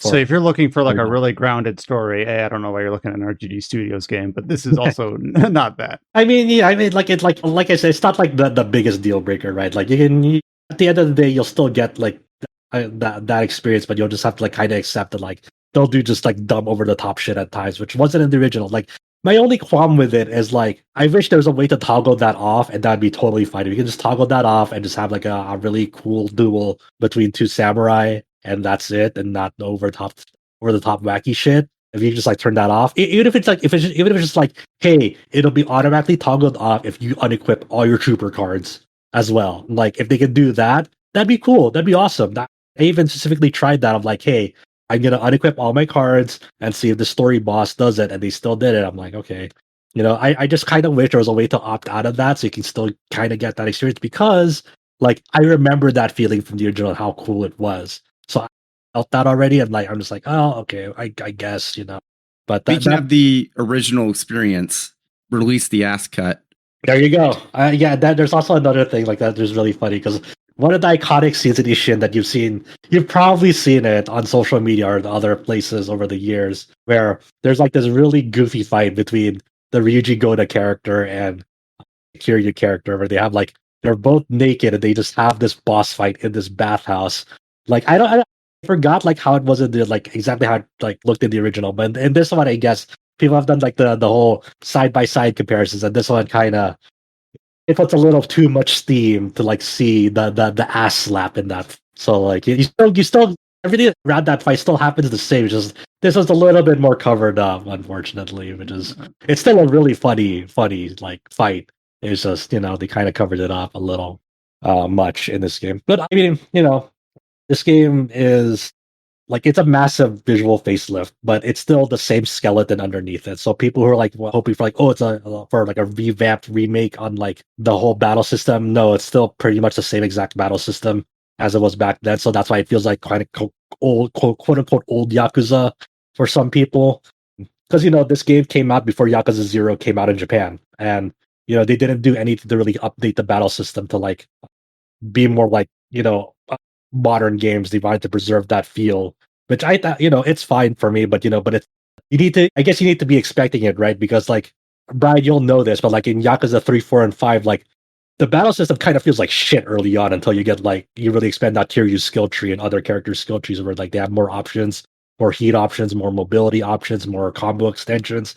Like you just feel limited early on until you start leveling up those characters. Yeah, like this game is very much the same. Where like you'll feel limited with your styles early on until you level up your styles. You go to their dojos and like learn more new moves from those dojos. And then once you start like filling out those skill trees, you start feeling like, hey, I feel like a fucking badass. But you have to work up to it. So it feels antiquated in that aspect too. Unlike where like in Lost Judgment, you just feel like a fucking awesome god, or like early on, everything just flows. Everything's super fast paced. Like you're just schmoving in Lost Judgment from the word go. Which this game takes a while to get there, but you do get there. It just takes a while to get there. Well, I kind of had a similar experience when I played all the Yakuza games pretty much in order. Well, I say that, but I think I played like 0, 1, 2, then 7, then 3, 4, 5, 6. But yeah, I mean, I'm pretty much once I play Ishin, I'm caught up on all the official Western releases. So I'm an expert now. I'm second only to Josh. But you're here. You're a god. But the transition from Yakuza 2, which obviously I played the Kiwami version, of course, which is the one on the Dragon Engine. I think it was the first Dragon Engine game. Yakuza 6. I forgot what came first, 6 or Kiwami 2. But then going from Kiwami 2 to Yakuza 3 Remastered, which is just an upscale of Yakuza 3, was rough, but I acclimated just fine. So I find in general, I kind of acclimate if you play an older game, You just kind of learn how it works within its own framework at the time it released, and not saying that excuses it of feeling stiff or criticizing it, but just kind of understanding, oh, no, this is the context of when this game released. So of course that's how it's going to feel. Yeah. So so that some people will take to that better than others, but I think you'll be fine because you're used to that. While other people might not, and that I don't blame them either. I get it. So, but this one, it looks really good on the Unreal Engine 4. It's kind of interesting to see them like move away from Dragon Engine for this game and go to Unreal Engine 4, but it looks fantastic. Like it looks like modern Yakuza, like not like newer Yakuza games, but like close enough. It still looks pretty good. And yeah, I mean, there's what else more can I say? I kind of laid it out all in my review. And if you played a Yakuza game, you know what to expect from this. It's just in a new historical setting. There's a lot of like unique aspects to this game that you don't see in other Yakuza games. I think a lot of people, I don't know if they're gonna be thrown off, but they might be surprised how much Bakumatsu era terminology is used in this game. Like they're very, very casual about like just throwing out those terms. So when they talk about the Joshi and Goshi, like different classes, talk about the Bakufu, talking about the Shinsengumi, talking about just like what they refer to as the black ships, when it comes to like the dawn of like Western influence on Japan, essentially, and like the historical context of that and the ramifications of what it did to Japan as a whole, and like a lot of the samurai essentially on that. And just there's an in-game glossary that does a really, really good job defining those terms.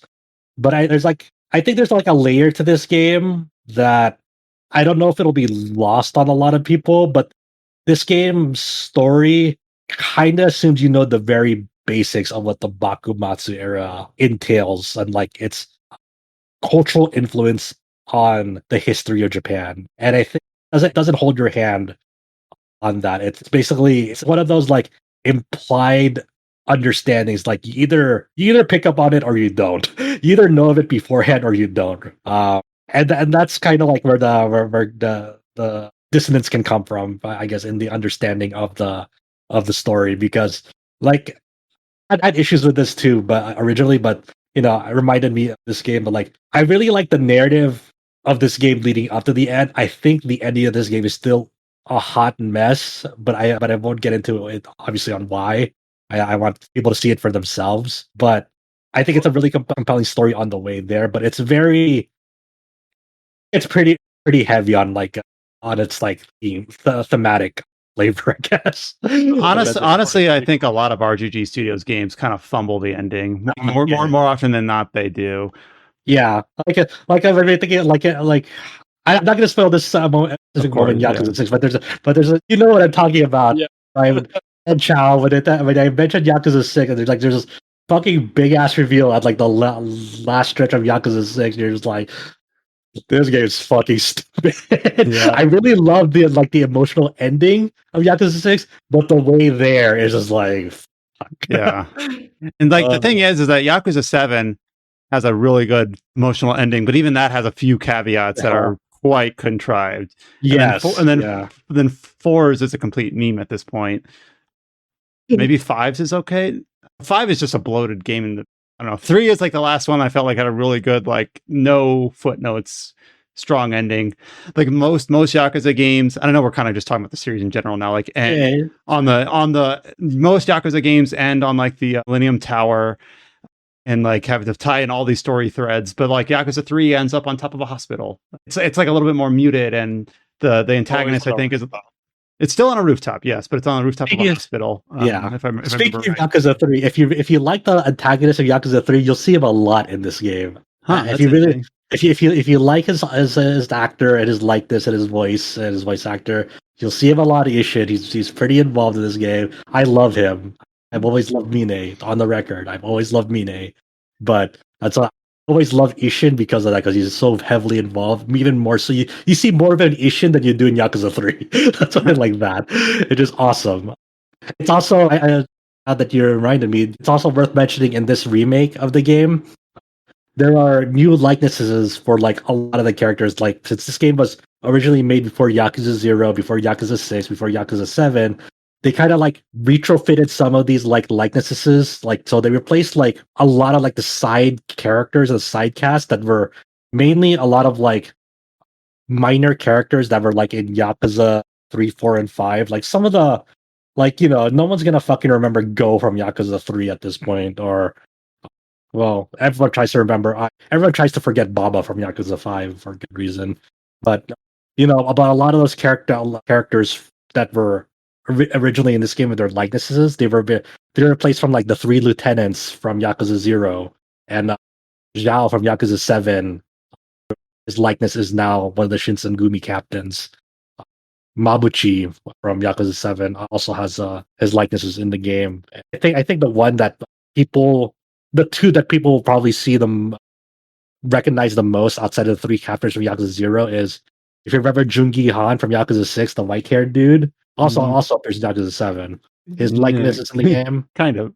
Spoilers. I mean, he's in both games. I guess I'll put it that way. That's all I was gonna say. Is he's both. Yep. And also Adachi, like the cop party member for Yakuza 7. Yeah, his likeness is in the game too for a pretty major character. Like Yoma's sworn brother, and like his likeness is one of the lieutenants from Yakuza 0. It is a very is Rikia in there at all? Or no? As a trooper card.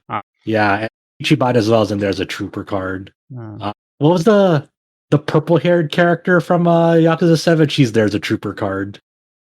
Sung Hui, I believe. Yeah. The Korean mafia boss. Don't they have like VTubers too? And there's optional downloadable DLC. I didn't have access to this because I was playing it before launch period, so they didn't have. But there's an optional free DLC that you do not have to download if you don't want. But there is one that has e-celebrities like Kenny Omega, Ampy Bit Me, Yanners. I forgot the other two off the top of my head. But those are just like they're adding additional trooper cards. You don't have to download if you don't want to use them. Yeah, or even if you download them, you don't have to use them. Because I know a lot of people get very, very touchy and sensitive about like, oh, they put e-celebs in the game, the fucking game's over. It's like I think some of them didn't say like that. They say it kind of breaks their immersion with the game. Well, don't believe me, there'll be more than that. That's what breaks their immersion. Well. Let me summon a tiger in the middle of town to fucking chew up this guy's head. Oh no, my immersion. I'm really immersed right now. Let me use my force lightning. I'm really immersed right now. It's stupid, goofy shit.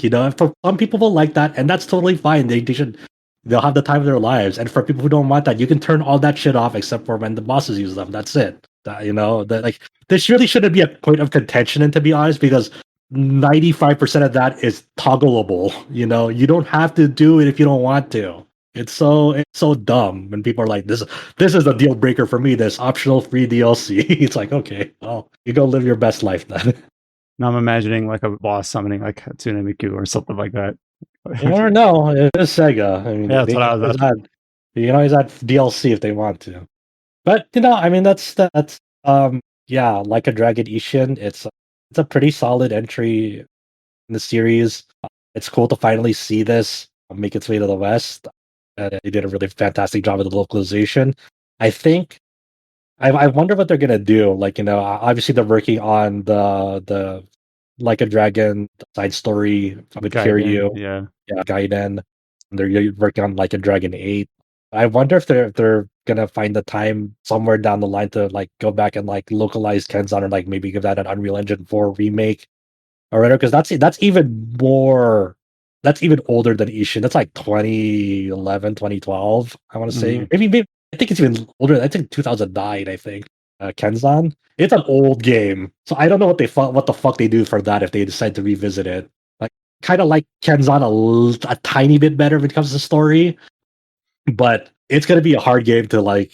I'm really interested to see what they do with that if they decide to revisit Kenzan, because it is way too old to like get a modern port. So did they try to rebuild that? Even if you rebuild it in Unreal Engine 4, it's like a lot of the systems are very old.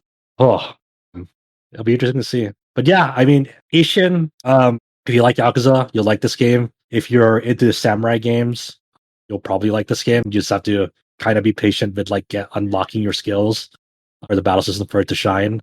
There's a lot of awesome activities in this game. If you wanna participate in cock racing, you can do that.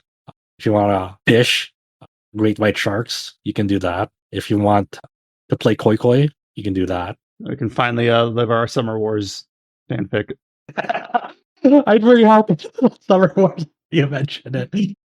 No, I was a Koi Koi Master in Sakura Wars as well. There you go. Or you're ready to go. If you want, there's both karaoke and buyo dancing in here. So if you want to buyo dance, What about the mahjong? there's mahjong, of course. There's a shitload of side activities. There's so many side activities. If you batting, there's no batting cage per se in this game, but substitute for this game is you can swing your katana at incoming cannonballs.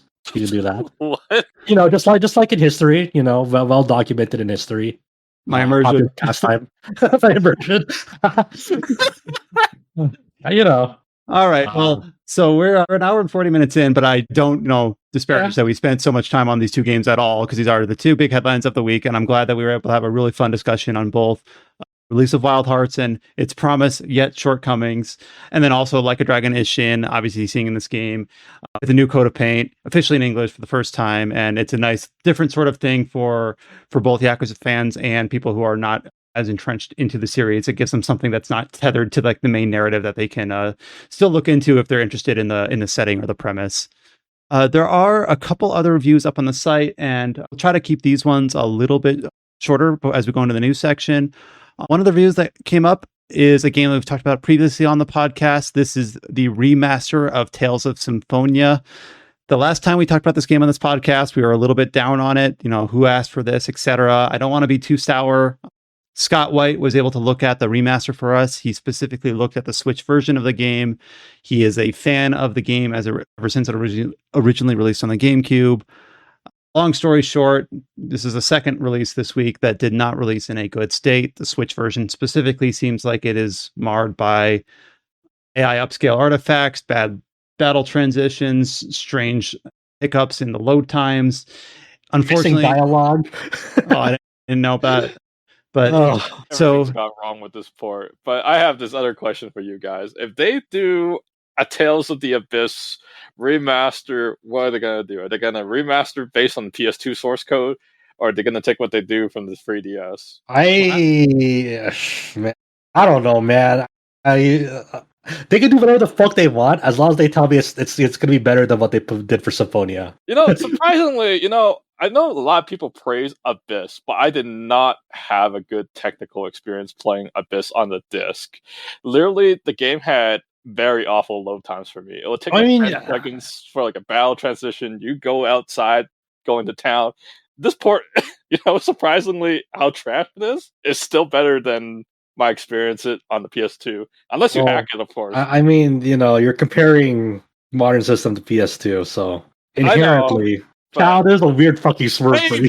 Let's not talk about it. In 2 seconds, okay? The GameCube can load these battle transitions in 2 Chow seconds. just decided we're not talking about Symphonia. We're talking about Abyss now. It's like I'm cutting it off. But anyway, so go send an email to Bandai Namco. The answer you. Yeah, they would probably kick me out for being a lunatic or something.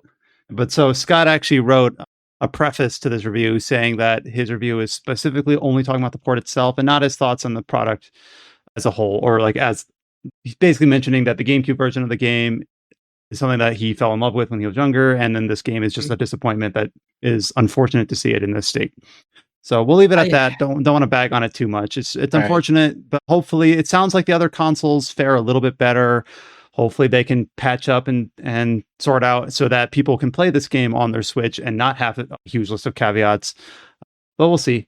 It's just another thing that's unfortunate, and hopefully that's something they can sort out. Just another Tales game to put out before they announce their next Tales mobile game in the West.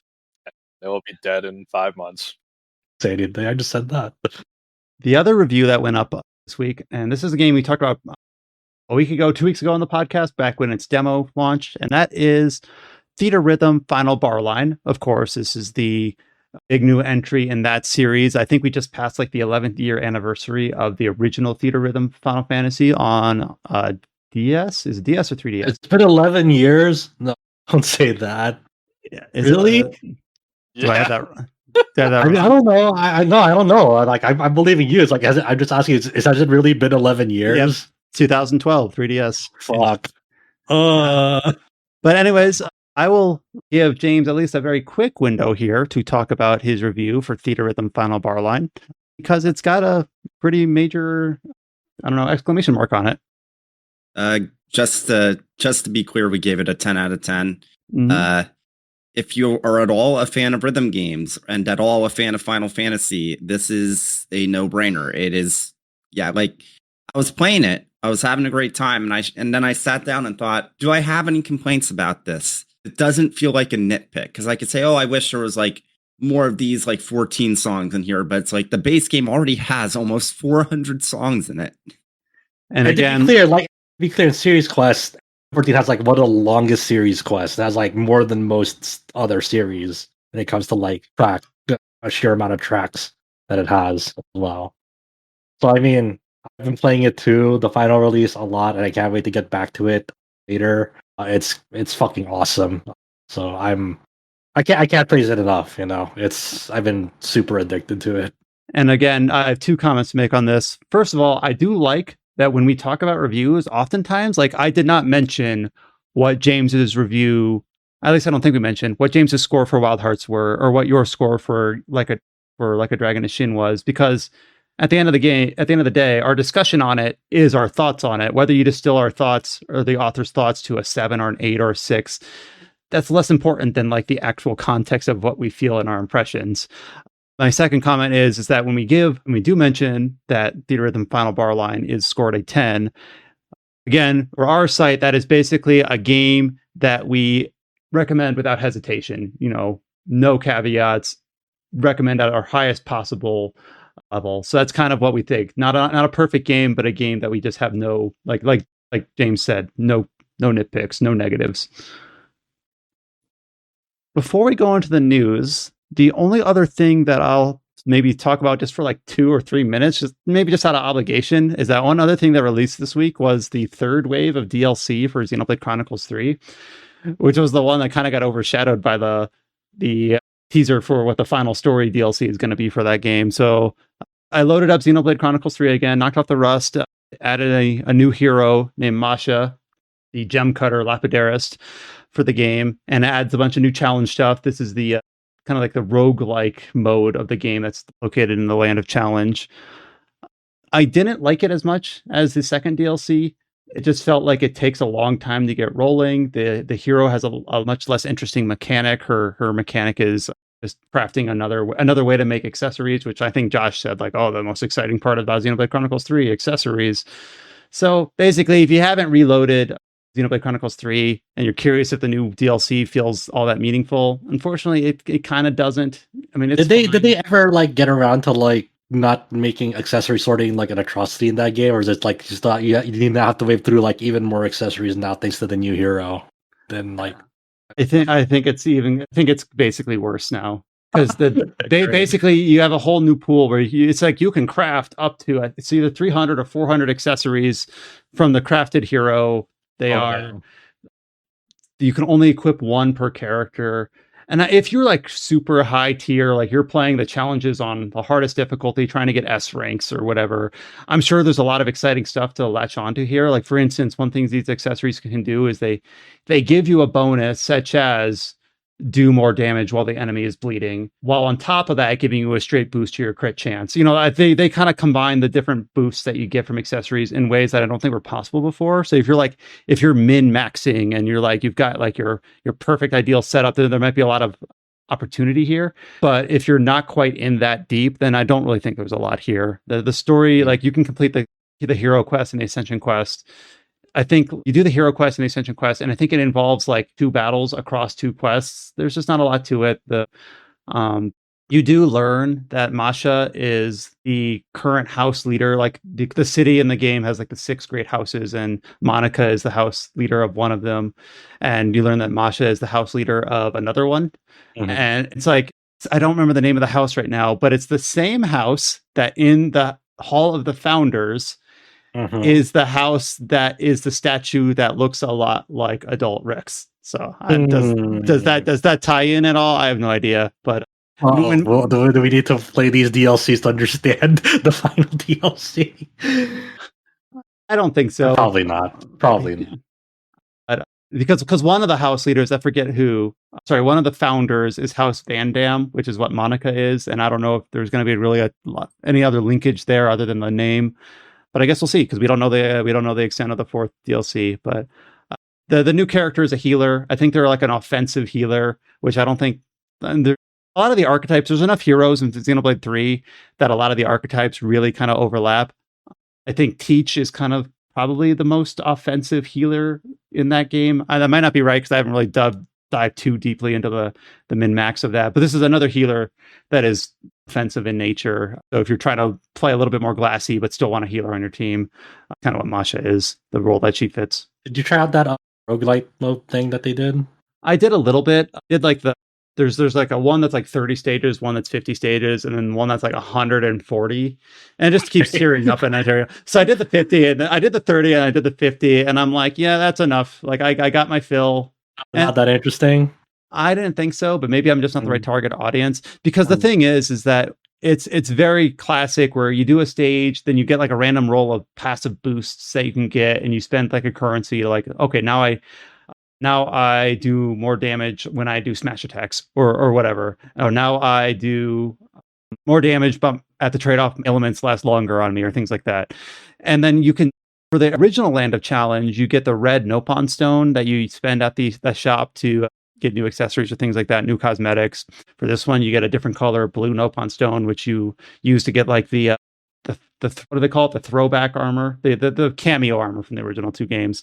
It's all cosmetics, but then also you can unlock like you do the roguelike mode to get the currency to spend at the shop to get drops that then can show up as different boosts in the roguelike mode if you really, really enjoy it. And I'm just kind of like I did the 30 and the 50, and at that point I was like, I'm good. Like when you start the roguelite mode, does it just like reset your level to work under its restrictions? Yeah, you pick a character. That character stays at the class that they're currently set at a fixed level. For the shortest one, I think they start at level 20, and the middle one 50, the longest one 70, something like that. It is kind of neat, I guess I will say, to try to be more positive. Obviously, the way the base game is configured, you have your 6 party members and then one hero. You just pick which one everyone you like best. It is kind of neat to have that flipped, where you pick your favorite party member or most effective party member, and then you have 6 heroes. So you get to see like, I don't know, Monica and Teach in the same fight, or whatever your 2 heroes are. So it is kind of neat just to see the heroes interacting in the. But the actual playable hero is still one of like the main 6. You can't control the heroes themselves, but you can have like more than one hero out on the field fighting alongside you in that mode. Yeah, you have your main character and then your 6 heroes. Okay. Mm-hmm. So it does allow for like multiple heroes to fight alongside, unlike in the base game where you only have one hero out. Okay. Yep. So it's kind of fun. Okay. But all right, enough time on that. It's fine. It is what it is. I think if you bulked it out and you played all the DLC at once, it might feel a little bit more meaningful. Or if you just haven't played the game yet and you play it, and I think this hero is introduced in like chapter 5, and at that point it probably just feels like any other hero, because it's not any longer than any other hero base quest or ascension quest. This is the final DLC till like the next one for Xenoblade 3 is going to be the big story one, right? Yep. Alrighty. Which according to the eShop is just this year at some point. Should be hopefully soon. All right, we'll go into the news section here, and this is pretty light. That's okay. I guess there's a lot of headlines here, but most of these are just dates, which makes sense because we're starting to fill in what are we looking forward to in late March and April and May and beyond. One quote major headline that we have here is that Riot, obviously of League of Legends publisher and developer, they've been dealing with the Riot Forge initiative for the past few years now, where they're branching out their IP into different genres. A couple years ago, their first RPG that they released was Ruined King, a League of Legends story. There was also like a puzzler and doing a fighting game spinoff as well. They announced basically a new slate of games underneath this Riot Forge label. They announced a 2D action platformer, Convergence, a League of Legends story, an adventure game, Song of Nunu, a League of Legends story, and then also an action RPG called The Mageseeker, a League of Legends story. This is being developed by Digital Sun, who is the team behind Moonlighter, which was kind of like an indie take on a Zelda-like RPG. I believe Adam's played Moonlighter. Is that right? Has anyone here played Moonlighter? No, not yet. All right, so unfortunately, I don't have the League of Legends. Like, I mean, I know like the major characters, like the ones that are. You played that Airship Syndicate one. Yeah, I played Ruined King, so like all the ones like Ram and Alawi. I know some of the characters just from exposure to that, but I haven't ever played at League. So when I look at the Mageseeker, I don't know like what I should be recognizing. Like, aha, like I don't have the nostalgia. I don't have that link here. And as far as I can tell in this news post, Adam, these three games, the three games that I just rattled out, were kind of all announced at the same time. Yeah, actually, there was like a singular trailer that's not very long. It's like 90 seconds, if that. It's just kind of more of a collage. Like we are like doing these three games with like really quick clips of each of them. So honestly, it was kind of hard for me to get a feel for any of them. Like the Mageseeker, we get like that key art and we get some like very quick off-scene pixel art gameplay, and that's like it. So there's really not a lot to go on. And not all of these games are, I think, brand new. I'm pretty sure I've seen Song of Nunu announced before. So maybe the announcement here is just that it's slated for this year. And then I don't have the League background to get a lot out of this, but here is the short little couple sentences about specifically the Mageseeker, which is the RPG one. This is set in Demacia, a mighty kingdom in the world of Runeterra that seeks to curtail what it deems as forbidden magic. You play as Silas, an escaped mage whose quest for vengeance will shatter their deceptive peace. So I assume Silas is either a popular or unpopular character in the League roster. I don't know. But yeah, Silas is who this game is based around. You know us, League experts. We're sorry. But hey, maybe if I just play more of these Riot Forge games, I played There you go. Maybe I'll just play this one and eventually I will know. Go watch Arcane while you're at it, and then you'll be a League expert without having played the game itself. You know what? It might not be the best. I mean, that might be a viable route. Mm-hmm. For me, I think like, I don't know, Arcane, and then I guess I'll try out the fighting game. I don't know. I don't know. I guess the only thing I'm interested in is like, I want to see how that fighting game ships up whenever it releases one day. So Adam, when you I look at this news post, like, did you have to clip this art out of this little trailer that has like these tiny snippets? No, or were you able? They sent over like the assets. So oftentimes these these PR will send over just like a zip file of assets to use. But I'm like, oh, maybe I'll have some screenshots here to like see what this game looks like. And literally the only asset was this key art. Oh, like, yeah. So we have a cool. So we have a key art of Silas, I presume. And then like in the trailer, through like these tiny little shards of glass, how they stylized it, you see like it looks like maybe like Hyperlight Drifter sort of. It's very quick and it's gone in a flash. So I guess it's slated for this year, for spring. We got a little bit of footage here. We got the key art. That's all we kind of got on it so far. And then we talked about this back when it was announced in January. The upcoming Fuga Melodies of Steel 2, which is slated for May. You got basically a big info dump for this game about all the, I presume, new characters and cast members.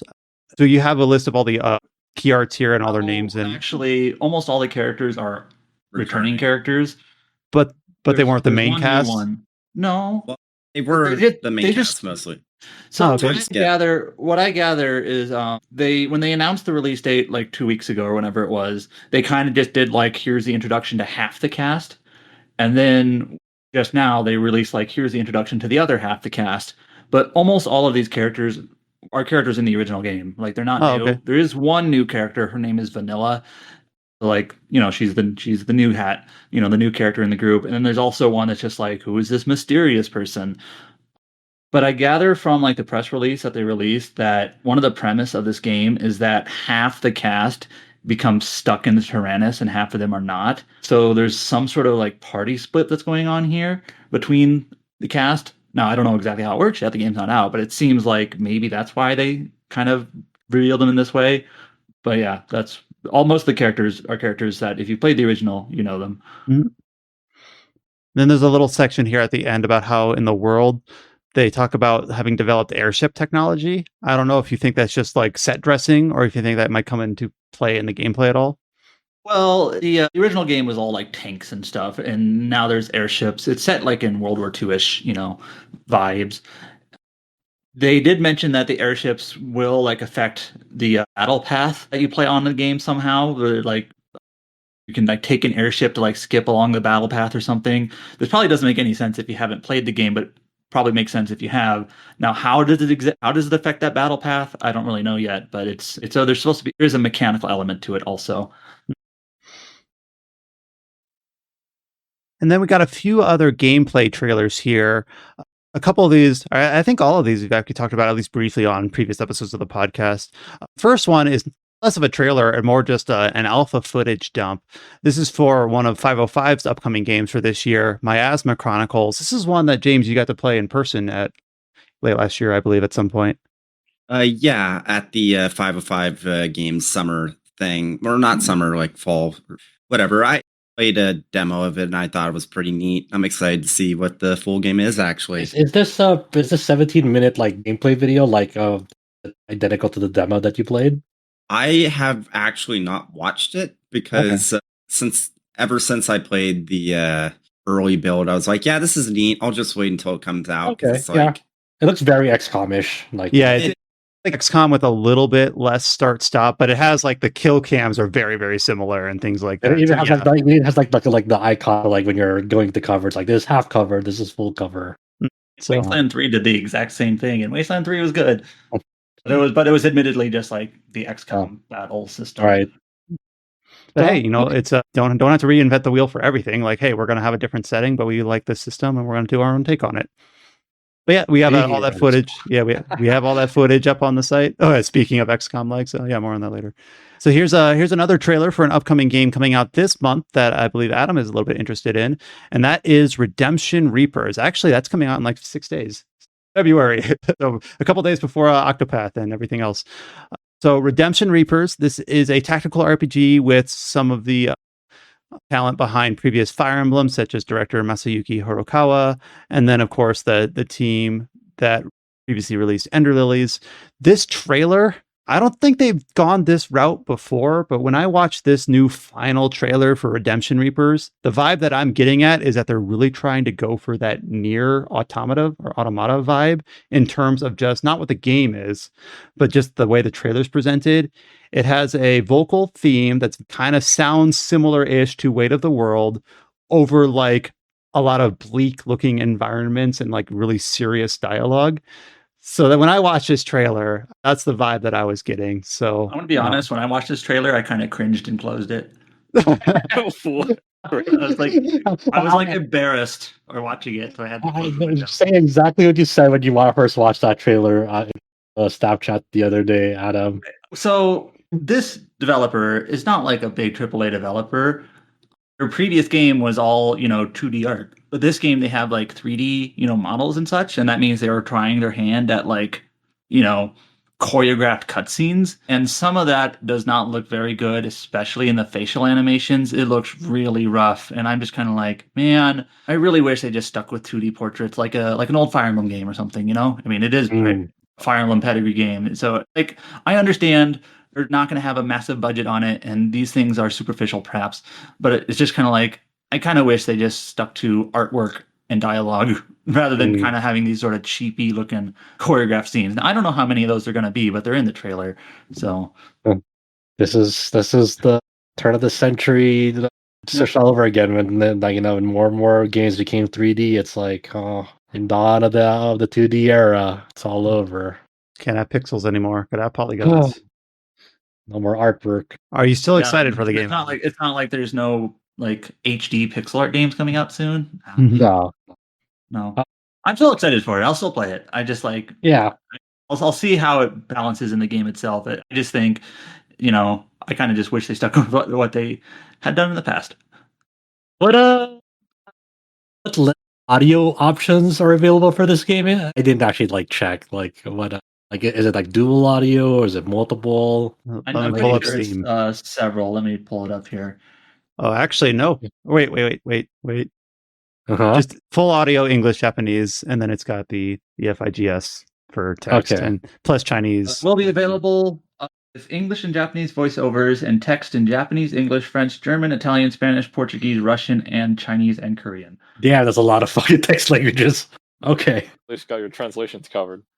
Well, hopefully they're all well and good and not one of those machine translated out of nowhere. That's how it always feels like when there's like a ton of language options. I mean, I would never know, right? I'd have to leave it up to like the players there to like. I forget what game it was, but what game was it? I think this has happened in a few games. Oh, it was Grandia. People might know if you remember this. So when they re-released Grandia, one of the selling points was we now have this game in more languages, and one of those languages was like German, and like there's an option that can. Maybe it wasn't Grandia, but there was a thing that could happen in battle where you can miss your attack, and it literally just says miss. But in German, it said Fraulein. I remember that, like a title miss, of a lady, like young lady, but it's like Miss Fraulein. That is so funny. Oof. I mean, like if you, I could never discern like if you were to show me like machine translated French or German, like I believe you. I guess I would not know. I make no excuses like on being able to like read those languages, so I just have to like leave it up to players. But like, yeah, sure. And then the last gameplay trailer we got is for the upcoming For the King 2, which is slated to release this year. This is kind of like a high fantasy roguelike RPG. The original, I believe, was 3-player. For the King 2 is now 4-player. I had a few friends play games I'm not very familiar with, but it seems like the original game had like quite a following, primarily due to its multiplayer, where you kind of just join up with friends and do this sort of like roguelike tactical game together. And yeah, like I didn't know there was a sequel. Josh posted about it last year, but this game is like one I never really heard of, but it has a following. I remember, so my interaction with For the King 1 is, I hope I get the details right, I believe it was one of EGS's first free downloads. So a bunch of friends from my Guild Wars 2 raid group downloaded the game, and it's the idea for the King is that it's like a drop in, drop out, like it's like an instant D&D session where you just like each pick a class, you start at the start, you tier up real quickly. It's kind of bite-sized D&D session with like roguelike elements, so you're not playing the same story over and over. It changes up a bit. So I think that was kind of the selling point, is that you're playing a D&D session-ish game without all the setup and hassle and baggage of actually playing a tabletop RPG. Yeah, I'm just looking at the trailer that they uploaded like one day ago, and it already has 84,000 views. That's pretty good. Yeah. And it's not like on a big channel. It's just on the Curve Games channel. Which has 13,000 subscribers. So yeah, there's a following here that I was not aware of. Yep. So we've got the new gameplay trailer called the Resistance trailer up on the site, and it is slated to release this year in 2023 at some point. We don't have any details other than that. Now we're going to kind of go into things that are releasing over the next couple of weeks and months, though this first one does have kind of a little bit of news attached to it. This is for Marvel's Midnight Suns, which came out last year in December. We've talked a little bit about some of the previous DLC that has been releasing for this game. I believe one of the more recent ones was Deadpool being added. We got some detail for the second major DLC pack titled Redemption. This is the one that adds Venom. It is coming to Marvel Midnight Suns on February 23rd, so next week. It's also got a new trailer up on the site, including some of the other story content that's being added to the game. So, of course, kind of leads us to the more general news that's a little bit attached to this. Marvel's Midnight Suns is, of course, being developed by Firaxis, the studio behind XCOM. And also in the last week, we learned that one of the main designers behind Midnight Suns, Jake Solomon, is leaving Firaxis Games. Yeah, along with Steve Martin, who was the Firaxis Games studio head for 25 years. So... two very major departures from Firaxis Games off of the just not following like the news. Not sure after like just a few days ago on the financials call with 2K, they basically said, yeah, Marvel Night Suns fell below expectations. So right now they have a free weekend going on for the game on discount alongside the news of the Venom DLC. It honestly it stings, man. Jake Solomon is a fucking fantastic game designer, headed the revival of XCOM and XCOM 2 and the War of the Chosen DLC. Whether it was his own decision or is because the fallout of Midnight Suns falling below sales expectations, who knows the real story? I can't speak for Jake, of course, but he's going to be missed. I mean, he was there He for may- 23 years, which is a long time. Yeah. At that Yeah. point, it's like you can understand just wanting to try something different or have change your Yeah. environment up a bit. He made amazing games, and I stand by that. Midnight Suns is a pretty awesome game. I really enjoyed that game. Oh, it's cool. I mean, more people are trying it out now and saying, "Hey, this is actually a pretty good game." I have some friends trying it on free weekends. Yeah, this is having a lot of fun with it. Yeah, It's just- apparently I've seen some people with the take. This is sort of, I don't know, taking a pot shot maybe, so I apologize. But like, some people I know who have started playing Midnight Suns, they were like, "Man, I thought Forspoken's dialogue was cringy, but what is this?" And apparently it gets better, but I guess the early Yeah, maybe they're a bit cringy. I mean, like to me, I always just interpret it as like, hey, this is like kind of it reminds me of comics in general, not just Marvel. well, Just even comics are corny and cheesy in dialogue. I always interpreted it as that, and they were more their interpretation of the characters in that game are more of their comic counterparts. So for me, like I just never. I guess the way like my expectations were, I was like, oh, like I used to read comics, so I kind of know, like they're kind of corny at times. So. Even Forspoken as a tangent, I think it has a very bad initial taste. It gets better as it goes on too. And I'm saying that as someone who was still kind of really tepid on the game. It's just that the most cringiest dialogue is up in the first like hour. So, but yeah, and I think even during one of their earnings calls, obviously Take-Two is the big publisher behind that, and they said, Midnight Sun, they were, they're saying and trying to, chant that it was a critical success, and they're very proud of that. But unfortunately, it just hasn't sold as well as they would have liked. And they talked about potentially the release window having something to do with it, but or they're hoping that they can, support the game and, hope that word of mouth will kind of carry it forward. But, we don't know to how much that the lack of commercial success for Midnight Suns may or may not have. It must really fucking hurt, because think about it like this: that game released early December. We're in mid-February now. It's already on a free weekend on a disc. Yeah. So it must not like. I think the actions speak for themselves. Of like it probably felt way below expectations. If this is the case we're at, and this is kind of the fallout of it right now. Well, what are you gonna do? It's a tough market these days, especially for that kind of game. It's like it's already hard to like kind of market that game in general, because so many people already have expectations of what they want out of like a Marvel superhero game.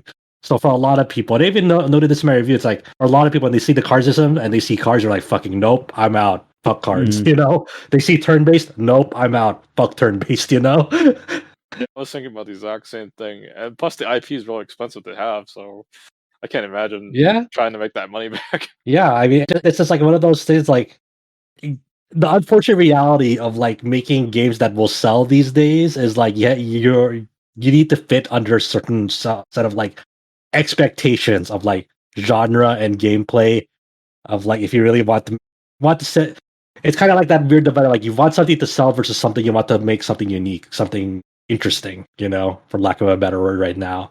It'll be like, what was it? I'll put it in movie terms. It'll be like the new Blade Runner sequel. It'll be like everyone talking about how critical successful the original was and how amazing the movie is, but it didn't get its money back in the box office, despite all like the critical praise it has. So it's like the same thing happening right here. It's just not. It just doesn't have like this mass appeal.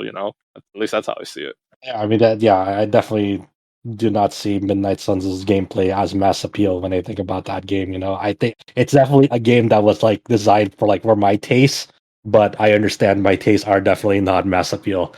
Like you would never come to me and be like, hey, go think of things to sell. Like all my ideas they would sell like shit. Because I'd be like, I think this would be really interesting, but I don't think like it would actually be marketable to people. I would never say, hey, my ideas are like something that will like be a critical success. I'd be like, if you want your game to fail but be interesting, come to me, I guess. We'll go into the other releases that are coming up next couple months.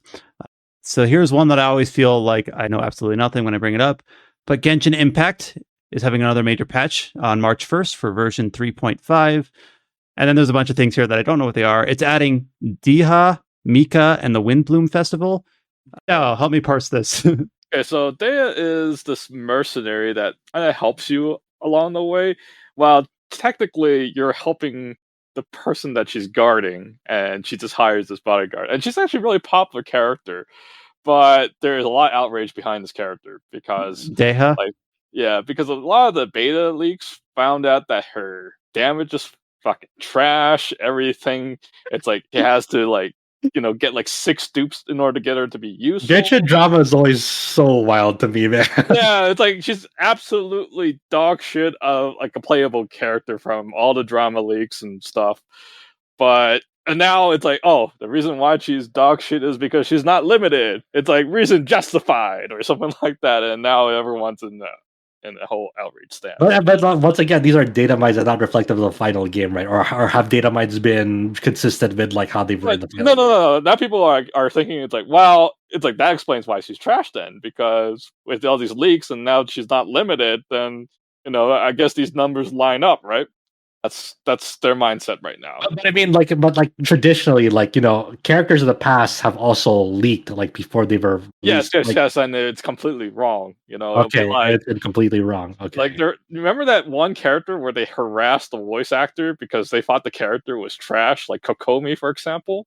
You would remember, and I don't. Okay. Kokomi is this war strategist that was super kind of popular because her character design was kind of like she kind of like resembles like a mermaid, right? And early data leaks was like she cannot crit. It's like she must be fucking useless then. So people start harassing the voice actress for voicing this character, and Mio, so how dare you make this very bad character? And turns out she's actually one of the most broken character in the game that they had to nerf her. Nice. She had this jellyfish that spawns, and the damage is scaled based on your HP, and so you can bring her out with 60,000 HP, and that jellyfish will kill anything in sight. So they had to nerf how that jellyfish's damage scaling worked. So It's like, yeah, I think just don't jump into the gun with these beta leaks. You can never trust it. I mean, they said Ganyu was trash based on beta leaks, and turns out she was like the most broken character for like 2 years straight. So, can't rely on those numbers. But right. Beyond characters, so what else are you expecting out of this? This patch doesn't add anything, really, to be honest. It's a bunch of mini games, more trading cards, and and Dea, really. I also don't think Dea works out too well because you see like leak gameplay footage of her. She cannot combo too well. She uses ultimate skill because she switched from her sword. Didn't you just say not to trust the leaks? I know, but just in general, like just from like these are like numbers wise, just how her attack works is that when she uses her ultimate skills, she switches to punching, and when she punches something, she knocks the target way too far that you cannot combo them again. So that's also a reason why people are saying that it's very hard to combo with her. So I think this one might be justified for once. I don't know. Well, I guess we'll go back and see is Deha trash or god tier? The ongoing, never ending saga of Genshin drama. There's a lot of drama too. There is also like the the voice actor for Tignari. I actually heard about this. This is he's been using his celebrity status for sexual misconduct. So he's been canceled. He's completely gone. So I mean, like for good reason, right? This is a win for the Genshin community, actually. Yeah, so they're basically like replacing that voice actor and gonna replace his line, even his old lines with like. Yeah, they're gonna slowly voice his lines, so we don't know when they're gonna come in, but they're gonna slowly replace them. So yeah, don't fucking just be normal. Be fucking normal. Don't be fucking stupid. Like, I don't know what else to tell people. Like, just be normal. I don't know. Is this something to really flex on? It's like, hey guys, I flexed. I did this guide, guys. Am I a celebrity? No. God. All right. Okay, I'll tell you. My favorite story is that somebody gave me this message from 4chan saying Solus is dead. That's why there's no updates on these guides. I can't believe who writes these stories about me saying that I'm dead. Oh, wait! People are saying you're dead because you're not updating guides. Yeah, someone said I got killed from the Chinese flu. Holy! I mean, God, who makes up this shit? Oh my God! People are. Hey, you can use this to your advantage. You can lie low, and then reemerge when they least expect it. That's my celebrity status, guys. You faked your own death, child. That's crazy. Well, let's keep going into the last couple of release dates here. So here's a game that we haven't heard of in a while. It was originally a Kickstarter game back in 2019. I think we got a trailer back in 2021. This is a game called Bleak Faith Forsaken. So Adam, you have read news post here that it's releasing in less than a month. It's releasing on March 10th. And I don't know what this game is. So I don't read know, that as Bleak Faith Forspoken at first because my brain's broken now. I'm pretty sure I've said Forsaken. And then like, oh, this looks like another indie Souls like. That's about what I took away from it. There you go. I'm looking at the trailer and I'm like, yep. It checks out. Yeah. It's like, yep, yes, it does. I wouldn't be surprised if this, like at the end of this trailer, it says like Mortal Shell. Like, oh no, I've been bamboozled. I don't know. It's got it. Yeah. It's the Lords of the Damned. Was it the fucking Lords of the Fallen? I was thinking of another game. Shit. All right, so Bleak Faith Forsaken was originally a Kickstarter campaign in mid-2019. Backers raised $30,000 for the project. Quite a modest number there. Got some screenshots. Very, very typical Bloodborne diet. RC Cola Bloodborne is kind of what I see here. Hey, the title does start with a B. N and L. Hey, I know there's been some games that are in this space, like Thymesia, which I don't think we ever covered, but like people end up like being very honest about whether they think these games are cash grabs or actually something meaningful. So it'd be kind of interesting. This is the sort of game it's only releasing on PC for now. Just kind of seeing like, if Steam comments and Steam forums are one thing, they're honest. So if this game, if this game is anything that's worth looking at, I think we'll know pretty quickly based on the Steam reception. We're counting on you, Steam reviewers. You are a mess to navigate sometimes, but when they like something, you kind of know like they've got high standards. So and when you know something's broken, then you look at the Wild Hearts page and then you're like, okay. Oh yeah. This game busted.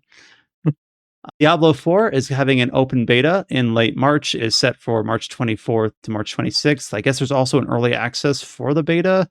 I don't know the details of that, but okay. Early access to the open beta. Okay, I'll just read the headline. Diablo IV open beta available from March 17th to March 19th for pre-orders, March 24th to 26th for everyone. So there you go. There's a detail I was missing. So I guess if you have pre-order Diablo IV, you get early access to the open beta. I'm going to be an idiot here. Okay, so there's stuff we call early alpha access, early beta access. Is there something called gamma access? I'm sure if you wanted there to be one, you could. I mean, yeah, if you really go make a video game and go do that. Like open gamma access. People usually just use alpha and beta for games, and please don't ever go beyond that because if we start doing that, then I'm done. Well, the open beta, it seems like it's pretty cut and dry. It gives you access to the prologue and Act 1 of the game, and obviously, if you play Diablo games, you know they're typically 4 or 5 acts, each in a different region.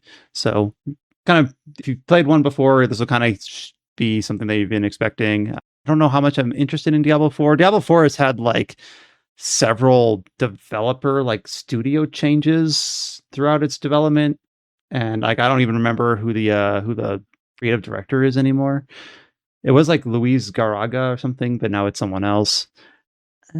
March is just a crowded time period. I feel like it's one of those games, just like Wild Hearts. Like if there are enough interested people that I know that want to play it together, I'll be like, sure. But if not, then I can also move on to other things. I'm a man of the people. We're having an action RPG. Stray Blade is launching on April 20th for PlayStation, Xbox, and PC. I believe this was another game that James had a chance to play early. Yeah, this was the game that James played, and he was not very fond of it. Yeah, so what trailer? It's only 10 seconds, guys. It's coming out at 420. Awesome. Yeah. Oh, that is not enough time to fix the issues I had with that game. And before Chow mentioned it, I didn't realize so Adam, of course, when he writes most of the news posts, and of course James and others as well when they help out on news, we whenever these announcements are accompanied by a trailer, we link that into the news post, as you do. And I didn't realize that the Stray Blade one is a 10-second trailer. It's just a couple sword swings and then the key art with April 20th, 2023. Feels like the type of trailer that is supposed to be an ad, like you pop that in front of something else. Yeah. No, this is the actual trailer. You know what? I think it's ready to go. Based on what James has told us and that 10-second trailer, I think it's ready to go. 420. And self-described as a Metroidvania with intense Souls-like combat. So that's all the buzzwords. There you go. We're assigning the review to James. Please no. Yeah, I'm gonna play something. Hey, what else is I coming out don't in even, April? I don't even want to be mean. I also don't want to say anything mean. I'm gonna try to bid my spoken review to Brian again while we're at it. Alex asked me if I wanted to do the Forspoken review, and I said I'm white. I don't want to. What? I get it though. That's what a fantastic response, actually. Man, what do I do then? Shit. Brian, you're white. You wanted an interview? I might. Maybe I can just slap out a for say. I feel like obligation. I mean, if you really don't want to do the review, Josh, I can write it. I'll pass. I'll get around to it one. I'm giving you the pass. Yeah, because as a Filipino person, I am obviously qualified to give you the pass to go review Forspoken as a white person. One last release. I'm going to move on. One last release window that we've got is that another Souls-like, Lies of P. This is the one that is the super duper grimdark retelling of the story of Pinocchio. Is going to be releasing in August 2023, and then we also got a new trailer from IGN FanFest showing about 2 minutes of story and gameplay. Is it actually a new trailer, or is this like the recut trailer, Adam? I think this one is new. Oh, okay. It doesn't show a lot still. It's like shows like a boss monster. It shows some corpses. It shows Bloodborne. Got it. Yeah, basically. All right. Yeah, all right.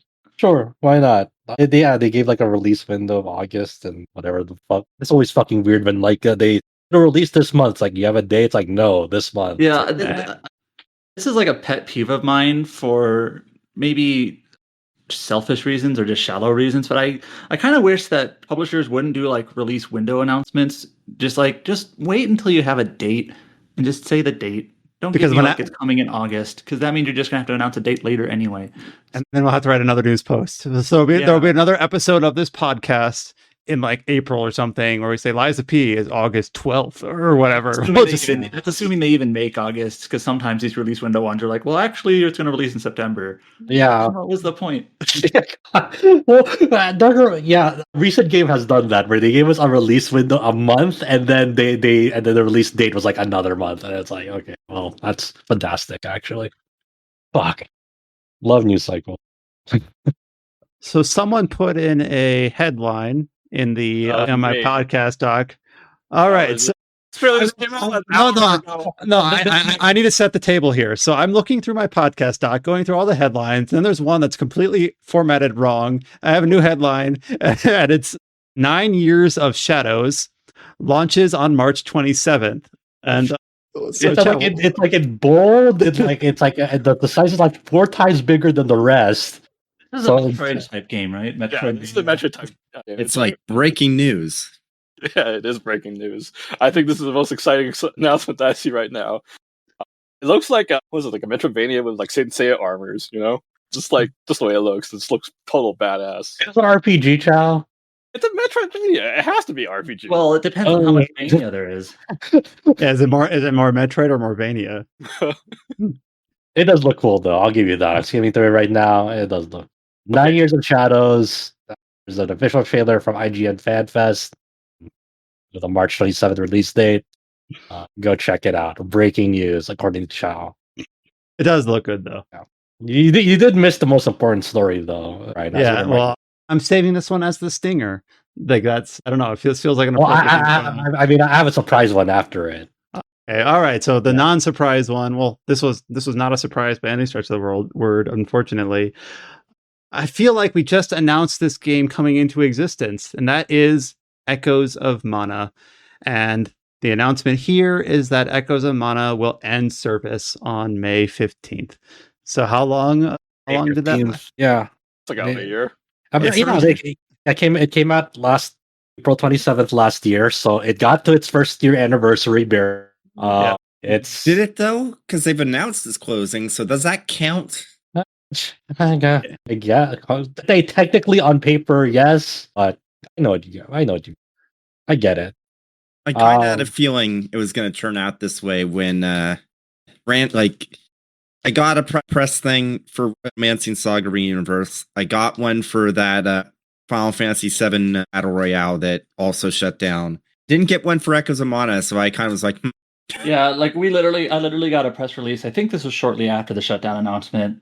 We don't cover all the little updates of Square Enix mobile games, honestly, just because there's so many. But like, got this release that talks about War of the Visions, Octopath Traveler, Brave Exvius, Dragon Quest Tac, Romancing Saga, Dissidia, Final Fantasy Opera Omnia, but Echoes of Mana nowhere to be found. It's okay. I could have told you this was going to happen sometime this year. I'm pretty sure I did already at the beginning of this year. Where it was predicted. Like I played this game for like, I don't know, a month and a half, and I was like, this game's kind of garbo. Oh no, I felt like your standard generic, mobile game. Oh yeah, I mean that's not going to cut it for an IP like Mana, right? Like you need that to be something compelling for fans for them to stay. If you're being standard and you're an IP like Mana, you're not gonna. Yeah, it's you're not. gonna have because nobody's not gonna. Yeah. And the rates was also kind of trash. It's not even just rates, right? It's just like general gameplay and like retention rate and like is this a game that Mana fans will want? And it's like no, not really. So it's like okay. I mean, that's not. It's not even just like hey, it's your problems stem from like just more than just like oh, it had low gacha rates. It's like honestly, probably the like. There's lots of more problems than that. Yeah, but I'm just saying from the get go, there was the bad rates, how many dupes you need. Lots of gameplay problems. The gameplay loop was boring. Well, the only thing it provided that's worthwhile, most of their gacha games is like the character designs that came out of it, of like modest characters like in different outfits, and like there's the memorial cards in the game that had cool artwork. That I'm pretty sure that it'll be released in an art book one day maybe. And then there's your lasting legacy of this game. It's like hey, there's cool artwork in this. All right. Yeah, at least there's one good thing about it. Like all the character art, like that you get, are drawn by the official artist, I guess. Yeah. So, you have modern artwork of like Mana series that haven't really had other release for like 10 billion years. Rise of Mana. What other Manas are there? Give it a random name, it'll be a Mana game. Dawn of Mana. Dawn of Mana. There we go. Real Mana. I mean, this is not new news, right? I mean, it's like over the past few weeks, there's been announcements of shutdowns left and right from like a shitload of service games and a shitload of mobile games. But hey, speaking, like I saw this as like a Facebook ad, or it was either a Facebook ad or an ad on our site. But the developers behind Final Fantasy 15: A New Empire just now released a global version of its like sequel, Final Fantasy 15: War for Eos. Yes. So like I guess it's literally just like it's been out I guess in like Indonesia, Philippines for like a year, but now it's got a global launch. Yeah, so I knew this existed, but I forgot about it. Well, it's time to who's in. So I guess it's literally released February 16th, or I think February 16th. Hard to find a date on this Google Play page. Your empire awaits, my lord. Yeah, so I don't think we're planning to cover this, but it's out now. If you really like the new Empire. Now it's like if you really could get more of like Luminous Engine like deleted products after Forspoken, why don't you consider FF14 War of Eos? Let's see. What's the surprise news? My surprise one was, hey, they're actually adding RPGs, the PlayStation 1 lineup for PlayStation Plus Premium this month. Ooh. So, you have Harvest Moon Back to Nature. Okay. You have Wild Arms 2, and you have The Legend of Dragoon. Okay. Those three. The Legend of Dragoon has been like in remake rumors for forever, it feels like. Yeah. So. Is Legend of Dragoon good or not? I haven't played it. It's all right. The reason why I ask is I feel like I know that you can probably say this for a lot of things, but it feels like to some people it's like the best thing ever made, and to some people it's dog shit. I remember back then there was a kid that lived towards me, and he is obsessed with Legend of Dragoon, and he would tell me that. How do you remember this? Okay, he was like, I think I get an argument. It's like, hey, I'd rather play Final Fantasy X, and he's like, no, Final Fantasy X is trash. Like this is better. Yeah, I like this kid. It's like, So I remember Legend of Dragoon. I remember it being very whatever. I rented it. I was like, oh, this dark dude looks cool, but I'm like, it's okay, I guess. I don't have any strong feelings for Legendary Good, to be honest, but it's been a very long time since I It touched had it. very bad voice acting because the English voice acting was very Mhm. bad. Mm. And there's like all these like combos you had to like hit them like perfectly to do like stronger links. So that's kind of like different with the game. And remember, all these three RPGs, they're enhanced with up rendering, rewind, quick save, and custom video filter. Too bad there's no dual audio. I could get Gilgamesh as Dart. Oh, did he do that? Was he Dart's voice actor? Really? Yeah. Oh. I remember that for that PlayStation All Stars Smash game, like Dart was like a canceled DLC character, I think. Wow, I don't think he's popular enough. I think everyone's forgotten this franchise by now. Can you imagine they put Dart and I say, remember the PlayStation icon? Dart. It's like, man. Hell yeah. One thing the game does have, it has a very good soundtrack. Okay, yeah. Give you that. Yep. So, yeah. Well, any feelings on Wild Arms 2 here? There were Wild Arms before Wild Arms 3. Wild Arms 2, I love the Power Ranger transformation. When you become the Night Blazer, that is the best thing. Yeah. That shit's sick. This is one of my against the grain opinions I have gathered over the years. I do not like Wild Arms 2. Okay. It's too easy. The localization sucks. Like just the translation. And you're pretty lenient on localizations most of the time. Localization made no sense. Me and my brother played it as kids, and we're like, "What the hell is going on in this story? What the hell is happening?" Nah. Specifically, like I know it's hard to like pinpoint a specific thing that like this is why it is bad, but there's this this theming or this phrase in Wild Arms 2 called the pillar, and the way they refer to the pillar is very awkward. Like the way that it's just like written around as part of the story, and it gets kind of confusing to like, what are they actually talking about? Like the pillar, like it's obviously supposed to be like thematic or almost like a metaphor, but it's still very weird. My actual, this is almost self-contradictory, I will admit, but one of my favorite parts of Wild Arms 2 actually is Liz and Ard. Do you remember Liz and Ard? This is the mage girl, right? No, Liz and Ard are the lizards. Oh Heck, no, Liz and Ard. One of them doesn't talk. The other one does, and he talks in totally broken English, and I actually kind of find it amusing. Well, it's not like broken English. I remember. I don't remember that. I only remember like two things. I remember there's a character named the War Criminal Brad, which had this kind of like the story where he got framed and became like this war criminal for some reason. I do sort of remember the war criminal or the criminal. I don't remember it. I remember his name was Brad. I don't remember the name. And then the main character had main character's name was Ashley, if I remember. And then there's a secret character where I think it was a canon, I think it was. I think you see her in the intro, she's like, kind of like being a Vincent knockoff, hiding in midair with her fancy cape or something like that. It's been a long time. You know what? For the like, I was thinking, it's like, what game am I thinking of? Like, I'm like mixing it up with another game. Like, I think I'm mixing it up with Jade Cocoon for some reason in my head because I think I played them like around like not too far off from each other when I was younger. I remember that game for one thing. I remember it was like a Game Pro magazine or something. It's like, you gotta stop playing Pokemon and play this instead. Yeah, like, Pokemon, you're right. Some shit like that. Yeah, we're old. Oh, there you go. If you have PlayStation Plus Premium, you can play Wild Arms 2 and The Legend of Dragoon, I guess. And while we were talking about Wild Arms, I was looking. Here's one of Liz's quotes. Okay. I guess Liz, I don't know what the original Japanese intent is supposed to be, but he's supposed to like think himself as philosophical, even though he's a lizard. The way he comes across in English, anyways, here's one of his quotes. I'm just going to read it verbatim. Gentlemen don't like violence, but love the violence of words. Prepare for word torture. I'm full of dangerous phrases that should be censored. Nice. Actually true. I agree, Liz. So weird. Don't forget, they introduced the worst thing ever in Wild Arms 2, the search system. I absolutely despise the search system. They should get rid of it in any game, but they put it back in every single one. Do they have a search system for that spiritual successor that they're making? I feel like I think they might have the search system. They have the search system in Wild Arms 3, 4, 5. It's like, get rid of that shit, man. The everyone's favorite Wild Arms feature. So while we were talking about Wild Arms, I went to the project page for Armed Fantasia.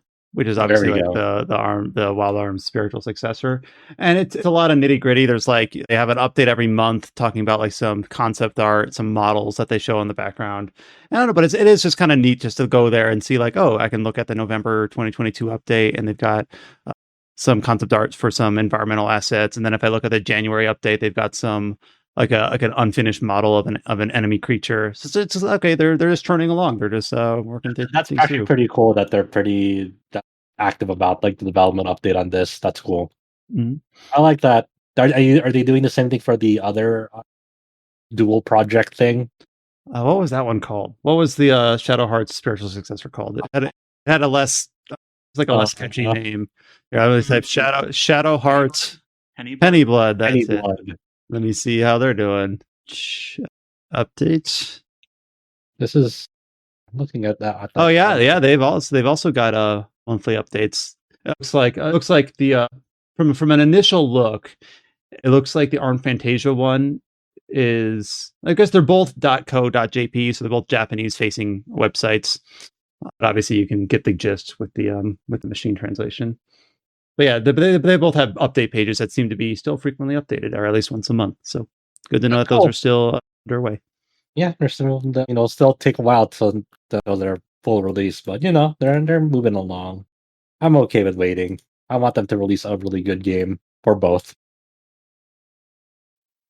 And with that out of the way, that covers us for this podcast. So very, very heavy on impressions, a little bit later on news, but still a few interesting news things to talk about.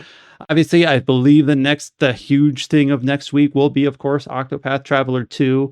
And then, of course, all the other games as we turn through the release deluge of February. So Octopath Traveler 2, and then I'm not sure what'll be the second topic next week.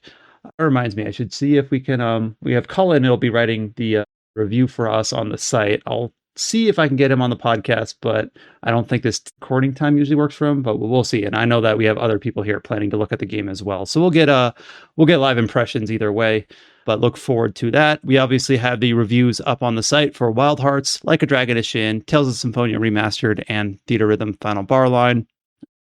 If you've made it all the way to the end of this podcast and you enjoy listening to us, please leave us a like or a comment, whether you're listening to us on Spotify, Google Podcasts, Apple Podcasts, iTunes, or on our YouTube channel. You can join our Discord by going to discord.gg/RPG site or by hitting the link at the top of our homepage at rpgsite.net. And you can also follow RPG Site on all the social media channels. Just search for RPG Site in Twitter, YouTube, Facebook, or Instagram, and you should be able to find us. And we'll be back next week with another episode of the Tetracast. So thank you so much for listening. Stay safe and take care, and we'll talk to you next time.